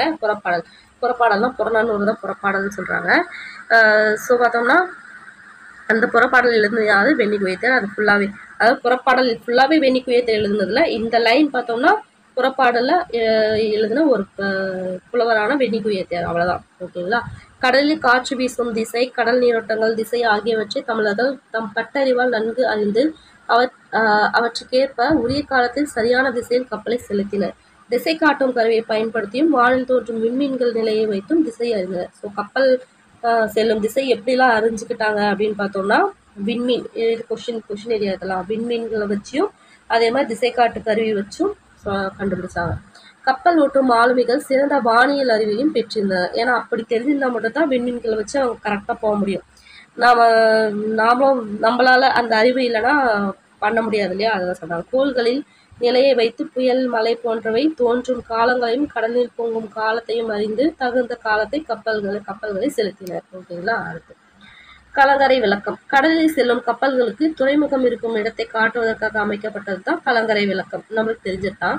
உயரமான கோபுரத்தின் உச்சியில் ஒளி வீசும் விளக்கினை கொண்டதாக இது அமைக்கப்படும். அதுவும் கரெக்டு. களம்னா என்னது நம்மளுக்கு நல்லாவே தெரியும். கப்பல் அப்படின்னு சொல்லிட்டு தெரியும். கரைதல் என்றால் அழைத்தல். ஸோ கப்பலை அழைக்கும் விளக்கு என்ற பொருளில் கலங்கரை விளக்கம். ஸோ என்னது? கலங்கரை எப்படி பிரிக்கலாம்? களம் கூட்டல் கரை அப்படின்னு சொல்லிட்டு பிரிக்கலாம். இதுல களம்னா கப்பல், கரைனா அழைத்தல். ஓகேங்களா? கப்பலை அழைத்தல். ஓகே. அடுத்து பெரிய கப்பல்கள் பார்த்தோன்னா துறைமுகத்தில் கரைக்கு அருகில் வர இயலாது. ஏன்னா பெருசா இருக்கும், கரை தட்டிடும் இல்லையா? எனவே கப்பலில் வரும் பொருட்களை தோணிகள் மூலமாக கரைக்கு கொண்டு வந்தனர். இச்செய்தியை களம் தந்த பொற்பரிசம் கழித்தோணியில் கரை சேர்க்குந்து அப்படின்னு சொல்லிட்டு எது சொல்லுது? அதுவுமே புறநானூறுல சொல்லுது. என்னது? களம் தந்த பொற்பரிசத்தை, கப்பல் தந்த பொன் பரிசை கழித்தோணியால் கரை சேர்க்குந்து. அதாவது தோணினா என்னது? தோண்டி வச்சிருக்காங்க. ஸோ தோண்டி கட்டறதான் அந்த தோணி, தோன்றதுனால தான் தோணி அப்படின்னு சொல்லி சொன்னோம் இல்லையா? ஸோ அந்த கழித்தோணியில வச்சு கரை சேர்த்தாங்க அப்படின்னு சொல்லிட்டு எது சொல்லுது? இதுவுமே புறநானூறு தான் சொல்லுது. ஓகேங்களா? ஸோ களம் தந்த பொற்பரிசம் கழித்தோணியால் கரை சேர்க்குந்து அப்படின்னு சொன்னது எது? புறநானூறு. முற்காலத்தில் மக்கள் பயணம் செய்வதற்கு மட்டுமின்றி போர் புரியவும் கப்பல்களை பெரிதும் பயன்படுத்தினர். ஆனால் இக்காலத்தில் பெரும்பாலும் பொருட்களை ஏற்றி செல்லவே கப்பல்கள் பயன்படுத்தப்படுகின்றன. அவற்றை சரக்கு கப்பல்கள் என்பர். போருக்கு பயன்படும் பெரிய கப்பல்களும் இன்று உள்ளன. இத்தகைய சீர்மிகு கப்பற்கலையில் நம் முன்னோர் சிறந்து விளங்கினர் என்பது நமக்கு பெருமை அளிக்கும் செய்தியாகும். ரைட், இதோட முடிஞ்சிச்சு. சரி, இந்த பாக்ஸ் கொஸ்டின் மட்டும் பார்க்கலாம். கடலாமைகள் இனப்பெருக்கத்துக்காக தகுந்த இடம் தேடி நீண்ட தூரம் பயணம் செய்யுது. ஸோ கடலாமைகள் எதுக்காக பயணம் செய்யுது? சாப்பாட்டுக்காகவோ காலநிலைக்காகவோ கிடையாது, இனப்பெருக்கத்துக்காக தான் மெயினாக போகுது. ஸோ அவை செல்லும் வழியை செயற்கைக்கோள்கள் மூலம் தற்போது ஆராய்ந்துள்ளனர். அப்படி ஆராய்ச்சி பண்ணி பார்க்கும்போது அவ்வழியில் உள்ள நாடுகளுடன் தமிழர்கள் வாணிக தொடர்பு கொண்டு இருப்பதை அறிய முடிகிறது. எனவே பழந்தமிழர்கள் ஆமைகளை வழிகாட்டிகளாக பயன்படுத்தி கடல் பயணம் செய்திருக்கலாம் என்ற கருத்தும் உள்ளது அப்படின்னு சொல்லிட்டு சொல்றாங்க. ஓகேங்களா? ஓகே, இது ஒரு இன்ஃபர்மேஷனாக படிச்சு வச்சுக்கோங்க. ஸ்டேட்மெண்ட்ல கேட்கலாம். ஓகேங்களா? அவ்வளோதான், முடிஞ்சது. ஓகே, இதில் இருக்க ஒவ்வொரு பேராவுமே ரொம்ப முக்கியமானது. எல்லாமே கொஷினில் இது வரைக்கும் கேட்டதே இது எல்லாமே ரொம்ப முக்கியமானது, பார்த்துக்கோங்க. ஓகேங்களா? ஸோ தமிழர்கள் சிறிய நீர்நிலைகளை கடக்க பயன்படுத்துவது பார்க்கலாம். களம்னா பெருசு, மங்கம்னாலும் பெருசு, நாவாயினாலும் பெருசு. அப்போ இது ஓடம் தான் சின்னது. ஓகே, பார்த்தீங்களா? இப்படி தான் கொஸ்டின் கேட்பாங்க சொன்னோம் இல்லையா? தொல்காப்பிய கடற்பயணத்தை என்னன்னு சொல்கிறாங்க? முன்னீர் வழக்கம் அப்படின்னு சொன்னாங்களா? அடுத்து கப்பலை உரிய திசையில் திருப்புவதற்கு பயன்படுறது எது? சுக்கான். உரிய திசையில் பயன்படுத்த சுக்கான். நங்குரம் ஒரு இடத்துல நிற்கிறதுக்கு. அடுத்து வேற என்ன? சமுக்கு காம்பஸாக இருக்கலாம் அப்படின்னு சொன்னாங்க. கண்ணடைன்றது பார்த்தோம்னா அந்த கப்பலில் இழைச்சி அந்த இடத்த தான் கண்ணடைன்னு சொன்னாங்க. ஓகே, கப்பல் கட்டுவதற்கு பயன்படும் மர ஆணைகள் என்னன்னு சொன்னாங்க? தொகுதி. ஓகேவா? கப்பல் ஒரு இடத்தில் நிலையாக நிற்க உதவுவது நங்கூரம். இழைத்த மரங்கள் காணப்படும் உருவம் நான் பார்த்தோம். இழைத்த மரங்களில் காணப்படும் உருவங்கள் தான் கண்ணடை அப்படின்னு சொல்லிட்டு. அடுத்து எறானா என்னது? அடிமரம். முதன்மையான, அதாவது கப்பலோட முதன்மையான ஒரு உறுப்பான எறா, அடிமரம். பருமெல்லாம் குறுக்கு மரம். மீகாமன்னா கப்பலை செலுத்தும் மரம். காந்த ஊசினா திசை காட்டும் கருவி. வாங்க. ஓகே, இயல் 4ல் கடைசிலாம் கிடையாது. அடுத்து ஒரு இது ஆழ்கடலின் பயணம். ஓகே. கடல் பல்வேறு விந்தைகளை தன்னுள் கொண்டது. கடலுக்கடியில் பல வகையான தாவரங்கள், மீன்கள், விலங்குகள், பவளப்பாறைகள், எரிமலைகள் என புதுமைகள் பலவும் நிறைந்து கிடக்கின்றன. மேலும் கடலுக்கடியில் பல நகரங்களும் கப்பல்களும் மூழ்கி கிடக்கின்றன. ஒரு கற்பனையான நீர்மூழ்கி கப்பலில் சென்று அவற்றை எல்லாம் காண்போம் அப்படின்றாங்க. ஓகே. என் பெயர் பியரி. நான் ஒரு விலங்கியல் பேராசிரியர். கடலின் அடியில் ஒரு விலங்குகளை பற்றி ஆராய்வதில் எனக்கு விருப்பம் அதிகம். ஓகே, இது சொல்றதுக்கு முன்னாடி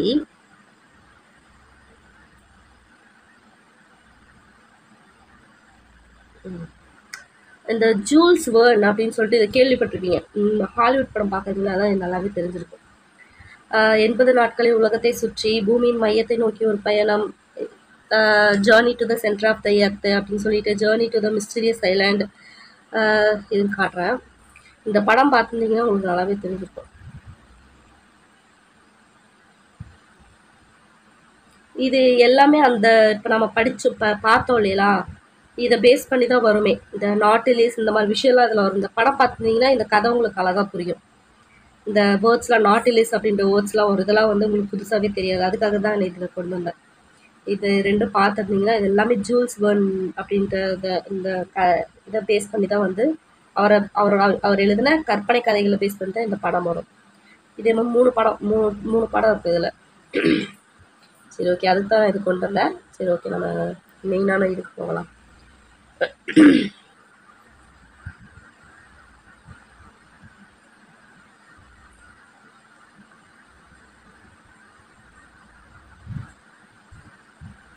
என்னோட பெயர் பியரி. நான் ஒரு விலங்கியல் பேராசிரியர். கடலின் அடியில் உள்ள விலங்குகளை பற்றி ஆராய்வதில் எனக்கு விருப்பம் மிகுதி. 1886ஆம் ஆண்டு கப்பல் மாலுமிகளிடையே ஒரு அதிர்ச்சியான தகவல் பரவியது. கடலில் செல்லும் பெரிய கப்பல்களை உலோகத்தாலான உடலை கொண்ட ஒரு விந்தையான விலங்கு தாக்குகிறது என்பதுதான் அந்த செய்தி. அந்த விந்தை விலங்கை கண்டுபிடித்து அழிப்பதற்காக அமெரிக்காவின் நியூயார்க் நகரிலிருந்து ஒரு போர்க்கப்பல் புறப்பட்டது. கடல் பயணத்தின் திறமை வாய்ந்த ஃபராகட் என்பவர் அக்கப்பலின் தலைவராக இருந்தார். யாரு? ஃபராகட்.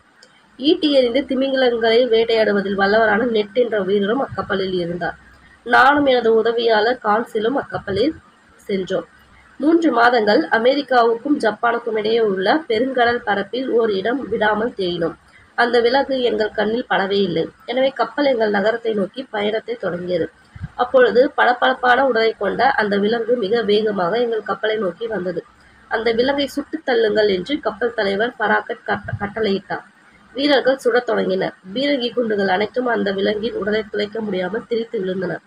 நெட்டு வலிமை வாய்ந்த ஈட்டிகளை எய்தார். அவற்றாலும் அவ்விலங்கை எதுவும் செய்ய முடியவில்லை. அந்த விலங்கு நீரை பீச்சி எடுத்தபடி எங்கள் கப்பலின் மீது வேகமாக மோதியது. நாங்கள் கப்பலில் இருந்து கடலில் தூக்கி வீசப்பட்டோம். நான் அப்படியே மயக்கமடைந்து போனேன். நான் கண் விழித்த போது உலோகத்திலான அந்த கொடிய விலங்கின் மீது படுத்திருந்தேன். எனக்கு முன்னால் எனது உதவியாளர் கான்சிலும் நெட்டும் அமைந்திருந்தனர். நாம் தேடி வந்த விலங்கு இதுதான். உண்மையில் இது ஒரு நீர்மூழ்கி கப்பல் அப்படின்றாரு அந்த நெட். நாங்கள் இந்த நீர்மூழ்கி கப்பலின் மீது வேகமாக தட்டி உள்ளே இருப்பவர்களை உதவிக்கு அழைத்தோம். நீண்ட நேரத்துக்கு பிறகு மேல் பக்கத்தில் இருந்த மூடி திறக்கப்பட்டது. உள்ளே இருந்து வந்தவர்கள் எங்கள் மூவரையும் சிறைப்பிடித்து ஒரு அறைக்குள் வைத்து பூட்டினர். மறுநாள் காலை கப்பல் தலைவர் எங்கள் அறைக்குள் வந்தார். தமது பெயர் நேமோ என்று அவர் தம்மை அறிமுகப்படுத்தினார். இந்த ஜூல்ஸ் வேர்னோட இந்த படத்து அவரோட புக்கு படி என்னன்னா, இந்த நெமோன்றவர் தான் இந்த நீர்மூழ்கி கப்பலுக்கு வந்து கேப்டன். ஓகேங்களா? அதாவது இவர் என்ன பண்ணுவார்னா, இந்த நீர்மூழ்கி கப்பல் வந்து எங்க இருக்கு அப்படின்னு சொல்லிட்டு அந்த அவரோட புக்கில் எழுதி வச்சுட்டு செத்து போயிடுவாரு. அவர் ஒரு இடத்துல போட்டு புதைச்சிருவாங்க. நான் இப்போ ஒரு படம் காட்டினேன் இல்லைங்களா, அங்கே இருக்க அந்த ராக்னா தெரியும் உங்களுக்கு நல்லாவே. அவர்லாம் போய் என்ன பண்ணுவாங்க, அந்த புக்கை தேடி போவாங்க. அந்த நீமோ எழுதுன அந்த புக்கை தான் தேடி எடுத்துகிட்டு வந்து அந்த நாட்டிலிஸ், இப்போ இவர் இந்த நீர்மூழ்கி கப்பல் தான் நாட்டிலிஸ் அது பேர். அதை கண்டுபிடிச்சி அது மூலமாக தான் எஸ்கேப் ஆவாங்க. சொல்லுவாங்க பாருங்க, நெமோ என்று அவர் தம்மை அறிமுகப்படுத்தி கொண்டார். நாட்டிலிஸ் என்னும் இந்த நீர்மூழ்கி கப்பலை ஒரு விந்தையான விலங்கு என்று நான் எல்லோரையும் நம்ப வைத்திருக்கிறேன். நிறைய வந்து கொள்ளடிப்பார் இந்த மாதிரிலாம் ஏமாத்தி இந்த நாட்டிலிஸ் மூலியமா. இந்த உண்மையை தெரிந்து கொண்ட நீங்கள் எக்காலத்திலும் இங்கிருந்து விடுதலையாக முடியாது. எனக்கான ஒரு தனி உலகத்தை இந்த நீர்மூழ்கி கப்பலிலேயே நான் உருவாக்கி வைத்துள்ளேன். எனது நம்பிக்கைக்குரிய வேலையாட்கள் இங்கே இருக்கிறார்கள். எங்களுக்கு தேவையான அனைத்து உணவுகளையும் கடல்வாழ் உயிரினங்களிலிருந்தே உருவாக்கி கொள்கிறோம். இனி நான் கரைக்கு திரும்பவே மாட்டேன், உங்களையும் திரும்ப விட மாட்டேன் என்றார் நெமோ. நாங்கள் அதிர்ச்சியில் உறைந்து போனோம். அவரது மனத்தை மாற்ற முடியாது என்று எங்களுக்கு புரிந்து போயிற்று. எப்படியாவது இந்த கப்பலில் இருந்து தப்பிவிட வேண்டும் என்று நாங்கள் மனதுக்குள் திட்டமிட்டு கொண்டோம். ஆழ்கடலுக்கு அடியில் நீர்மூழ்கி கப்பலில் எங்களது பயணம் தொடர்ந்தது. அந்த நீர்மூழ்கி கப்பலில் எல்லா இடங்களுக்கும் செல்ல எனக்கு நெமோ இசைவு அளித்திருந்தார். கப்பலில் மிகச்சிறந்த நூலகம் ஒன்று, மிகப்பெரிய அருங்காட்சியகம் ஒன்றும் இருந்தன. அந்த அளவுக்கு அறிவு கருவூலமாக யாருக்கும் பயன்படாமல் ஆழ்கடலில் மூழ்கி கிடக்கின்றனவே என்று நான் வருந்தினேன். இந்த கப்பல் எந்த கடலில் எந்த பகுதியில் இருக்கிறது, கடலுக்கு அடியில் எவ்வளவு ஆழத்தில் இருக்கிறது ஆகியவற்றை துல்லியமாக காட்டும் பெரிய திரை ஒன்று அங்கே இருந்தது. இந்த கப்பல் செல்வதற்காக ஆற்றல் எதிலிருந்து கிடைக்கிறது என்று நான் நெமோவிடம் கேட்டேன். இந்த கப்பல் செல்வதற்கும் இங்குள்ள விளக்குகள் எரிவதற்கும் தேவையான மின்சாரத்தை தயாரிக்கும் கருவிகள் இங்கே உள்ளன. ஜெனரேட்டர் வச்சிருப்பாங்க உள்ளே. அடுத்து பார்த்தோம்னா, கப்பலை ஆழத்துக்கும் கப்பல் மேல் மட்டத்துக்கும் எப்படி கொண்டு செல்கிறீர்கள் என்று கேட்டேன். இந்த கப்பலில் மிகப்பெரிய நீர் தொட்டிகள் உள்ளன. அவற்றில் தண்ணீரை நிரப்பும் போது கப்பல் கடலுக்கு அடியில் செல்லும். அந்த தண்ணீரை எந்திரங்கள் மூலம் வெளியேற்றும் பொழுது கப்பலின் எடை குறைவதால் கப்பல் கடல் மட்டத்திற்கு செல்லும் என்று விளக்கினார் நெமோ. எல்லாம் சரி, நாம் அனைவரும் மூச்சு விடுவதற்கான காற்று எப்படி கிடைக்கிறதுன்னு கேட்குறாங்க. சில நாட்களுக்கு ஒரு முறை கப்பல் கடல் மட்டத்திற்கு மேலே வரும்போது அதன் மேல் மூடியை திறந்து காற்றை புதுப்பித்துக் கொள்வோம். அது மட்டுமல்லாமல் இங்கு காற்றை சேகரித்து வைத்துக் கொள்ளும் பைகள் இருக்கின்றன. அவற்றை முதுகில் கட்டிக்கொண்டு அதன் முகமுடியை முகத்தில் வைத்துக் கொண்டால் 9 மணி நேரம் வரை கடலுக்குள் நீந்த முடியும் அப்படின்றாரு. இப்படியாக எங்களது பயணம் தொடர்ந்து கொண்டிருந்தது. அந்த நீர்மூழ்கி கப்பலில் இருந்து தப்பிவிட வேண்டும் என்ற எங்கள் முயற்சி பலமுறை தோல்வியிலேயே முடிந்தது. ஒரு நாள் திடீரென்று கப்பல் கடல் மட்டத்தில் நின்று விட்டது. என்ன ஆயிற்று என்று நான் நெமோவிடம் கேட்டேன். கடலுக்குள் இருக்கும் கடல் புற்று எனப்படும் மணல் திட்டில் கப்பல் சிக்கி கொண்டு விட்டது. இன்னும் ஒரு வாரத்தில் முழு நிலவு நாளன்று கடலின் நீர்மட்டம் உயரும். அப்போது நமது நீர்மூழ்கி கப்பல் தானாக நீர்மட்டத்தில் மிதக்க தொடங்கும். அதுவரை பொறுத்திருக்க வேண்டும் என்றார் நெமோ. நாட்டலிஸின் மேல்தளத்தில் நின்று பார்த்த பொழுது சற்று தொலைவில் ஒரு தீவு தெரிந்தது. நெமோவிடம் இசைவு பெற்று நானும் நெட்டும் கான்சிலும் ஒரு படகை எடுத்துக்கொண்டு அந்த தீவிற்கு சென்றோம். அங்கிருந்து ஏராளமான காய்கறிகளை சேகரித்துக் கொண்டு படகில் ஏறினோம். திடீரென்று அத்தீவை சேர்ந்த மனிதர்களை கொன்று தின்னும் வளர்க்க முடியவர்கள் எங்களை துரத்தி கொண்டு வந்தனர். நாங்கள் மிகுந்த அச்சத்தோடு விரைவாக படகை செலுத்திக் கொண்டு கப்பலுக்கு வந்து சேர்ந்தோம். ஏராளமான படகுகளில் அந்த மனிதர்கள் எங்கள் நாட்டிலசை சூழ்ந்தார்கள். நாங்கள் மேல்முடியை இறுக மூடிக்கொண்டு உள்ளே இருந்தோம். இந்த முற்றுகை 6 நாட்கள் தொடர்ந்தது. 7ஆம் நாள் முழு நிலவு நாளன்று கடல் மட்டம் உயர்ந்தது. இப்பொழுது நம் முடியை திறந்து காற்றை புதுப்பித்துக் கொண்டு நமது பயணத்தை தொடங்கலாம் என்றார் நெமோ. மேல்முடியை திறந்தால் அந்த மனிதர்கள் உள்ளே வந்து விடுவார்கள் என்று நான் அஞ்சினேன். நெமோ சிரித்தபடியே மேல்முடியை திறந்தார். உள்ளே இறங்குவதற்கு ஏணியில் கால் வைத்தவர்கள் அலறிக்கொண்டு ஓட்டம் பிடித்தனர். அந்த ஏணியில் மின்சாரம் பாய்ச்சி இருந்தார் நெமோ. அதன் பிறகு நாங்கள் காற்றை புதுப்பித்துக் கொண்டு பயணத்தை தொடர்ந்தோம். பல நாட்கள் பயணத்திற்கு பிறகு இந்தியாவுக்கும் இலங்கைக்கும் அருகில் நாட்டில் சென்று கொண்டிருந்தது. இது முத்துக்குளிக்கும் தொழில் சிறப்பாக நடைபெறும் இடம் என்பது உங்களுக்கு தெரியுமா? இந்த ஆண்டுக்கான முத்துக்குளிக்கும் பருவம் இன்னும் தொடங்கவில்லை என்றாலும் நாம் காற்று பைகளை கட்டிக்கொண்டு சென்று கொஞ்சம் முத்துச்சிப்பிகள் சேகரித்து வருவோமா என்று கேட்டார் நெமோ. நானும் நெமோவும் கடலுக்கடியில் சென்றோம். அங்கே தன்னந்தனியாக ஒரு இந்தியர் முத்துக்குளிப்பதற்காக கடலுக்குள் இறங்கினார். அவர் காற்று பைகள் இல்லாமல் மூச்சை அடக்கிக் கொண்டு முத்துச்சிப்பிகளை சேகரித்து தொடங்கினார். அப்போது அந்த மனிதரை நோக்கி ஒரு சுறாமீன் வேகமாக பாய்ந்து வந்தனர். நெமோ தன் கையில் இருந்த நீளமான வாளினால் அந்த சுறாமீனை குத்தி கிழித்து அந்த மனிதரை காப்பாற்றினார். ஒரு இந்தியரை காப்பாற்றிய மனநிலையோடு நாங்கள் மீண்டும் நாட்டிலஸ்க்கு திரும்பினோம். மீண்டும் எங்கள் பயணம் தொடர்ந்தது. வழியில் நாங்கள் பல வகையான விந்தைகளை கண்டோம். இங்கிலாந்துக்கும் ஸ்பெயினுக்கும் இடையே நடைபெற்ற போரின் போது கடலில் மூழ்கடிக்கப்பட்ட கப்பல்களை பார்த்தோம். அந்த கப்பல்களின் சிதைவில் இருந்து தங்கம், வெள்ளி, வைரம் போன்றவற்றை அள்ளிக்கொண்டோம். இன்னொரு இடத்தில் கடலுக்குள் தீம்பிழம்பை கக்கிக் கொண்டிருக்கும் எரிமலையை கண்டு வியந்தோம். அதனடியில் 100 ஆண்டுகளுக்கு முன்பு ஒரே நாளில் பூகம்பத்தால் கடலுக்குள் மூழ்கி போன அட்லாண்டிஸ் என்னும் நகரத்தின் இடிபாடுகளை கண்டோம். இதை தான் பார்த்தோம். நம்ம journey to the mysterious island பார்த்தோம் இல்லையா? அதில் தான் இந்த நாட்டிலிஸ் பற்றி, அதே மாதிரி இந்த அட்லாண்டிஸ் பற்றி எல்லாமே பக்காவாக போட்டிருப்பாங்க. அந்த படம் நீங்கள் கண்டிப்பாக பாருங்கள், சூப்பராக இருக்கும். ஓகேங்களா? பிறகு பூமியின் தென்துருவத்திற்கு சென்றோம். அங்கே பெண்குவின், கடல் சிங்கம் போன்ற அரிய பறவைகளையும் விலங்குகளையும் கண்டோம். அங்கிருந்து திரும்பும் வழியில் மிகப்பெரிய அக்டோபஸ் ஒன்றுடன் போரிட்டு அதனை கொன்றோம். இப்படியே எங்கள் பயணம் தொடர்ந்தது. நாட்கள் கழிந்தன. மீண்டும் நிலப்பரப்பை அடைய முடியும் என்ற நம்பிக்கையை நாங்கள் இழந்துவிட்டோம். ஒரு நாள் தொலைவில் கரை ஒன்று தெரிந்தது. இன்று எப்படியாவது தப்பிவிட வேண்டும் என்று நாங்கள் மூவரும் எண்ணினோம். அதன்படி கப்பலுடன் இணைத்திருந்த சிறிய படகு ஒன்றில் ஏறினோம். அப்போது நாட்டிலிஸ் ஒரு பெரும் கடல் சுழலுக்குள் சிக்கிக் கொண்டது. கப்பலுடன் இணைந்திருந்த எங்கள் படகும் சுழலில் சிக்கிக் கொண்டது. அதன் மேல் தளத்தில் நின்று கொண்டிருந்த நாங்கள் மூவரும் கடலுக்குள் தூக்கி வீசப்பட்டோம். நாங்கள் கண் விழித்த போது நார்வே நாட்டின் கடற்கரையில் மீனவர்கள் ஒருவரின் குடிசையில் இருந்தோம். அதன் பிறகு நாட்டிலிஸ்க்கு என்ன நேர்ந்தது என்பது பற்றியோ நெமோ என்ன ஆனார் என்பது பற்றியோ யாருக்கும் எந்த செய்தியும் கிடைக்கவில்லை அப்படின்னு சொல்லிட்டு முடிக்கிறாங்க. ரொம்ப சூப்பரான ஒரு இது இந்த கதை. ஆக்சுவலி அந்த படம் நீங்க பாத்தீங்கன்னா தெரியும், பார்த்துருந்தீங்கன்னா கண்டிப்பா இந்த கதை வந்து உங்களுக்கு புரிஞ்சிருக்கும். அந்த நெமோ நெமோ யாரு, நாட்டிலிஸ்ட்னா என்ன அப்படின்னு சொல்லிட்டு உங்களுக்கு நல்லாவே தெரிஞ்சிருக்கும். ஸோ இந்த அறிவியல் புனைக்கதைகளின் தலைமகன் வேற யாரும் கிடையாது, ஜூல்ஸ் வெர்ன். ஸோ அந்த எரிமலைக்குள்ளெல்லாம் போவாங்க இன்னொரு படத்துல, இன்னொரு படம் சொன்னேன் இல்லைங்களா, journey to the centre of the எர்த்னு சொல்லிட்டு, அது பார்த்தோம்னா எரிமலைக்குள்ளார போவாங்க. ஸோ அந்த மாதிரி கதைகள் இதெல்லாம் வந்து எழுதுவார். புனைக்கதைகளோட தலைமகன் வேற யாரும் கிடையாது, ஜூல்ஸ் வெர்ன். இவர் வந்து பிரான்ஸ் நாட்டை சேர்ந்தவர். அறிவியல் கண்டுபிடிப்புகள் பல கண்டுபிடிப்பதற்கு முன்பே அவற்றை பற்றி தமது புதினங்களில் எழுதியவர். 80 நாளில் உலகத்தை சுற்றி, பூமியில் மையத்தை நோக்கி ஒரு பயணம், அதை journey to the centre of the earth உள்ளிட்ட பல புதினங்களை படைத்துள்ளார். அவர் எழுதிய ஆழ்கடலின் அடியில் என்னும் புதினம் குறிப்பிடத்தக்க ஒன்று. அதன் மொழிபெயர்ப்பின் சுருக்கம் நமக்கு பாடமாக கொடுக்கப்பட்டுள்ளது. ஓகேங்களா? ஸோ இதை ஏன் நான் படித்தேன் அப்படின்னு பார்த்தோம்னா, இதில் எது வேணாலும் ஸ்டேட்மெண்ட்டாக கேட்க வாய்ப்பு இருக்குது. ஸோ இந்த கதையும் வந்து செம்ம இன்ட்ரெஸ்டாக இருக்கும். நான் சொன்ன படம் பார்த்தீங்கன்னா இந்த கதை வந்து அழகாக புரியும். இப்போ படம் பாருங்கன்னு சொல்லலை, சொல்கிறேன் இதை பற்றின இது வந்து எடுத்திருக்காங்க. அந்த அளவுக்கு இது ஃபேமஸான ஒன்று. இந்த ஜூல்ஸ் வெர்ன்ற ஃபேமஸான ஒருத்தன்னு சொல்ல வர வேற ஒன்றும் கிடையாது. இவ்வளோதான் இது முடிஞ்சிச்சு. இது இல்லாமல் என்ன தெரிஞ்சுக்க வேண்டிய கொஸ்டின் பார்த்தோம்னா, அறிவியல் புனைக்கதைகளின் தலைமகன் என்ன அப்படின்னு சொல்லி கேட்டாங்கன்னா ஜூல்ஸ் வெர்ன். அதே மாதிரி மேலே அதுலேருந்து எப்படி கேட்கலான்னா, அந்த நீர்மூழ்கி கப்பலோட பேர் என்னன்னு கேட்கலாம், நாட்டிலிஸ் அப்படின்னு சொல்லிட்டு, அது அதோட பேர். அதுக்கப்புறம் அந்த கேப்டனோட பேர் பார்த்தோம்னா நீமோன்னு இல்லையா, ஃபைண்டிங் நீமோ. அந்த மீன் ஹாலிவுட் படமாகவே சொல்லிட்டு இருக்கலாம், அப்படி நீமோன்னு சொல்லிட்டு வரும், அந்த நீமோ அது. ஓகே, இவர் வந்து பிரான்ஸ் நாட்டை சேர்ந்தவர் இந்த ஜூல்ஸ் வெர்ன் அப்படின்றவர்.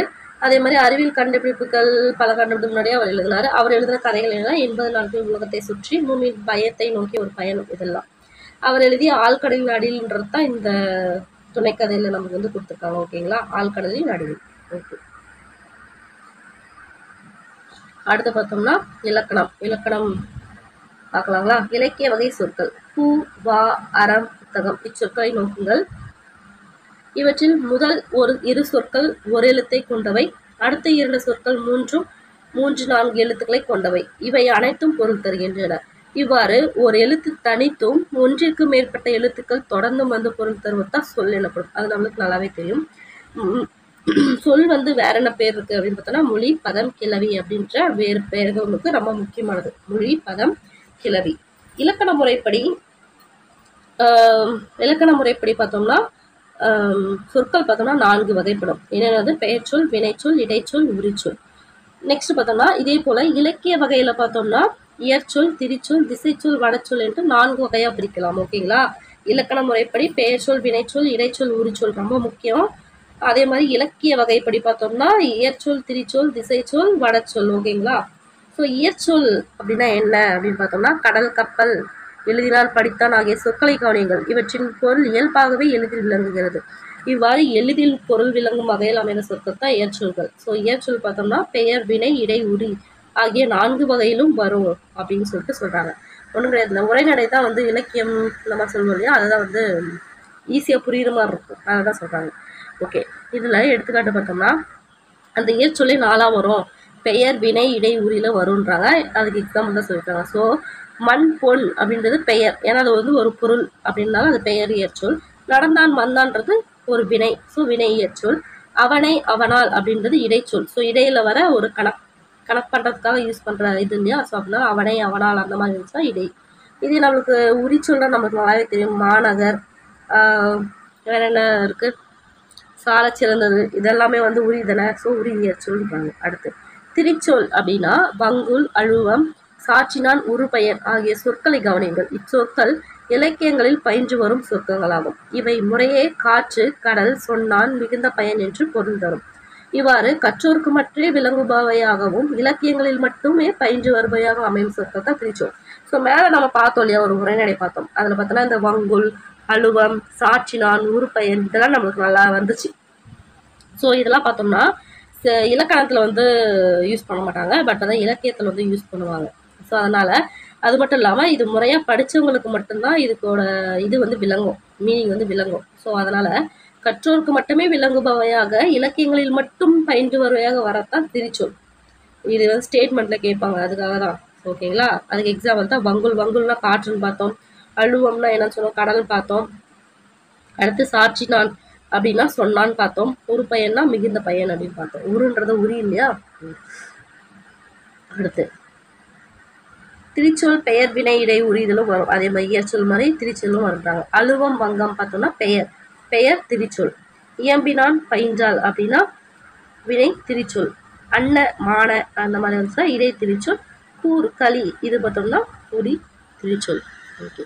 திரிச்சொற்களை ஒரு பொருள் குறித்து பல திரிச்சொற்களை எனவும் பல பொருள் குறித்த ஒரு திரிச்சொல் எனவும் இருவகைப்படுத்தலாம். அந்த திரிச்சொல்லை பயன்படுத்தலான்றாங்க. அது என்ன பார்த்தோம்னா ஒரு பொருள் குறித்த பல திரிச்சொல், இன்னொன்று பல பொருள் குறித்த ஒரு திரிச்சொல், அப்படி மாற்றி மாற்றி வருது. அது என்ன பார்த்தோம்னா வங்கம் அம்பி நாவா என்பன கப்பல் என்றும் ஒரே பொருளை தருவதால் இதை பொருள் குறித்த பல திரிச்சொல் அப்படின்றோம். இதே பார்த்தோம்னா இதழ் அப்படின்ற சொல் பூவின் இதழ், உதடு, கண்ணிமை, பனையேடு, நாளிதழ் ஆகிய பல பொருட்களை தருவதால் பல பொருள் குறித்து ஒரு திரிச்சொல் சொல்றோம். ஓகேங்களா? ஸோ என்னன்னா ஒரு பொருள்லாம் ஒரே ஒரு பொருள் பொறுத்த தரும் அந்த திரிச்சொல். இதே பல பொருள்லாம் அந்த ஒரு திரிச்சொல் பார்த்தோம்னா பல பொருள் தரும். அதுதான், வேற ஒன்றும் கிடையாது. அந்த பேர்லயே பார்த்தீங்கன்னா மீனிங் இருக்கும், அதை வச்சு தெரிஞ்சுக்கலாம். அடுத்து திசை சொல். சாவி, சன்னல், பண்டிகை, ரயில் முதலிய சொற்கள்ல தமிழில் வழக்கில் இருந்தாலும் இவை தமிழ் சொற்கள் அல்ல. ஓகேங்களா? பிற மொழிகளில் இருந்து வந்த தமிழில் வழங்கி வருபவையாகும். இவ்வாறு வடமொழி தவிர பிற மொழிகளில் இருந்து வந்து தமிழில் இடம்பெறும் சொற்கள் தான் திசை சொற்கள் அப்படின்றாங்க. ஓகேங்களா? எது சாவி, சன்னல், பண்டிகை, ரயில். ஓகேங்களா? முற்காலத்தில் பாண்டி நாட்டை தவிர தமிழ்நாட்டில் பிற பகுதிகளில் வழங்கிய கேணி, அதாவது கிணறு, பெற்றம்னா பசு, இந்த மாதிரி சொற்கள் பார்த்தோம்னா திசை சொற்கள் அப்படின்னே வழங்குறாங்க. இது என்னன்னா பாண்டிய நாட்டை தவிர தமிழ்நாட்டில் மற்ற பகுதியில் இது இருந்திருக்கு அப்படின்றாங்க. ஓகே. நெக்ஸ்ட் வடச்சொல்னா வருடம், மாதம், கமலம், விடம், சக்கரம் முதலிய சொற்கள் தமிழில் வழக்கில் இருந்தாலும் இவை தமிழ் சொற்கள் அல்ல. இவை வடமொழி எனப்படும் சமஸ்கிருத மொழி சொற்கள் அப்படின்னு சொல்றாங்க. இவ்வாறு வடமொழியிலிருந்து வந்து தமிழ் இடம்பெறும் சொற்கள் வட சொற்கள். அதாவது இது பார்த்தோம்னா தமிழ் சொற்கள் இல்லை, அதே மாதிரி சமஸ்கிருதமும் கிடையாது. ஸோ அந்த மாதிரி வந்தது திசை சொல், ஏதோ ஒரு திசையில இருந்திருக்கு. வடச்சொல் அப்படின்னாலே சமஸ்கிருதம், சமஸ்கிருதத்திலிருந்து வந்த இந்த வருடம், மாதம், கமலம், விடம், சக்கரம் இது எல்லாமே பார்த்தோம்னா தமிழ் சொல் மாதிரி தான் நம்மளுக்கு இருக்கும். ஆனால் இது எல்லாமே சமஸ்கிருத சொல். அந்த மாதிரி வரத்தான் வடமொழி அப்படின்றாங்க. ஸோ வடச்சொற்களை வந்து தற்சமம், தற்பவம் அப்படின்னு சொல்லிட்டு ரெண்டா பிரிக்கிறாங்க. எது தற்சமம், தற்பவம், சமம், பவம். ஸோ கமலம், அலங்காரம் என வடமொழியில் இருந்து இருப்பது போன்றே தமிழில் எழுதுவதை தான் தற்சமம்.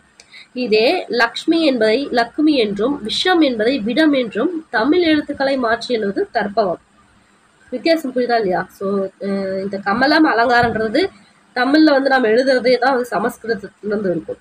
இதே நாம என்ன பண்ணுவோம், லக்ஷ்மின்றது வந்து நம்ம தமிழ்ல எழுதிக்கலாம், அது சான்ஸ்கிரிட் வார்த்தை, நான் வந்து எழுத மாட்டேன் தமிழ் எழுதுறேன்னு சொல்லிட்டு என்ன பண்ணுவாங்க, லக்ஷ்மியை லக்குமி அப்படின்னும் விஷத்தை விடம் சொல்லிட்டு மாத்தணும். இது தமிழ் மொழி, இது வந்து தமிழ் எழுத்துல வந்துச்சு அப்படின்னு சொல்லிட்டு நினைச்சுப்போம். பட் விஷயம் என்னன்னா அப்படி எழுதினாலுமே அது வந்து வடச்சொல் தான், அது சான்ஸ்கிரிட் தான். பட் வந்து அதுக்கு வந்து தற்பவம், அதை தான் வந்து தற்பவம் அப்படின்னு சொல்றாங்க. ஓகேங்களா? ஸோ தற்சமம்னா அப்படியே இருக்கிறது அப்படியே எழுதுறது, தற்பவம்னா அப்படியே வடமொழியிலேருந்து தமிழ் எழுதுறன்ற பேர்ல மாற்றி எழுதி அதை தமிழ் எழுத்து அப்படின்னு வச்சுக்கிறாங்க. அதுதான். ஓகேங்களா? So okay. இதில் நம்ம தெரிஞ்சுக்க வேண்டியது என்னன்னா இலக்கண வகையில வந்து பெயர்ச்சொல், வினைச்சொல், இடைச்சொல், உரிச்சொல்னு பிரிக்கிறாங்க. இதே இலக்கிய வகையில பார்த்தோம்னா திரிச்சொல், இயற்சொல், திரிச்சொல், திசைச்சொல், வடச்சொல் அப்படின்னு பிரிக்கிறாங்க.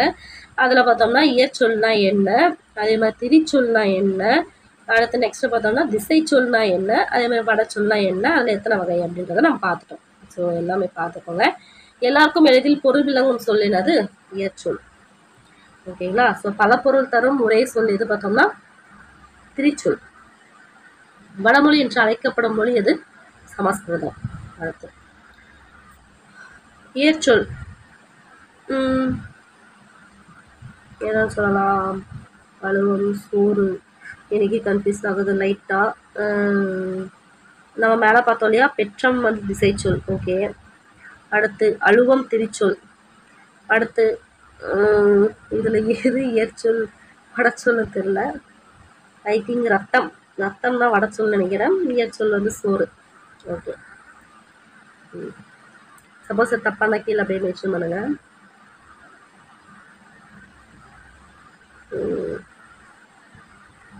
அடுத்து பொருத்தமான காலம் நிறைய எழுதுங்க, நீங்களே எழுதுங்க, ஈஸியாக தான் இருக்குது. அச்சம், விஞ்ஞானம், அறிவு, ஆச்சரியம், சதம், இதுக்கெல்லாம் தமிழ் என்ன வரும்னு பார்த்து எழுதுங்க.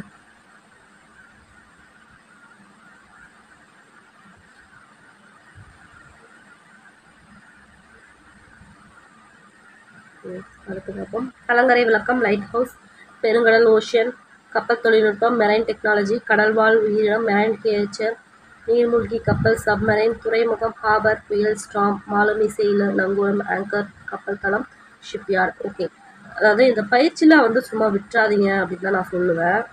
நீங்கள் இதெல்லாம் வந்து ட்ரை பண்ணி பாருங்கள். ஏன்னா இதுலேருந்து கேட்டு விட்டாங்கன்னா என்ன வந்து, ஏன்னா இந்த பிறமொழி சொற்களுக்கு தமிழ் சொற்கள்லாம் வந்து இதில் இருக்குது, இலக்கணத்தில் இருக்குது. ஸோ அதனால் இதுலேருந்து கேட்கறதுக்கு வந்து வாய்ப்பு இருக்குது. அதனால் வந்து இதெல்லாம் நீங்கள் வந்து சால்வ் பண்ணுங்கள். ஓகேங்களா?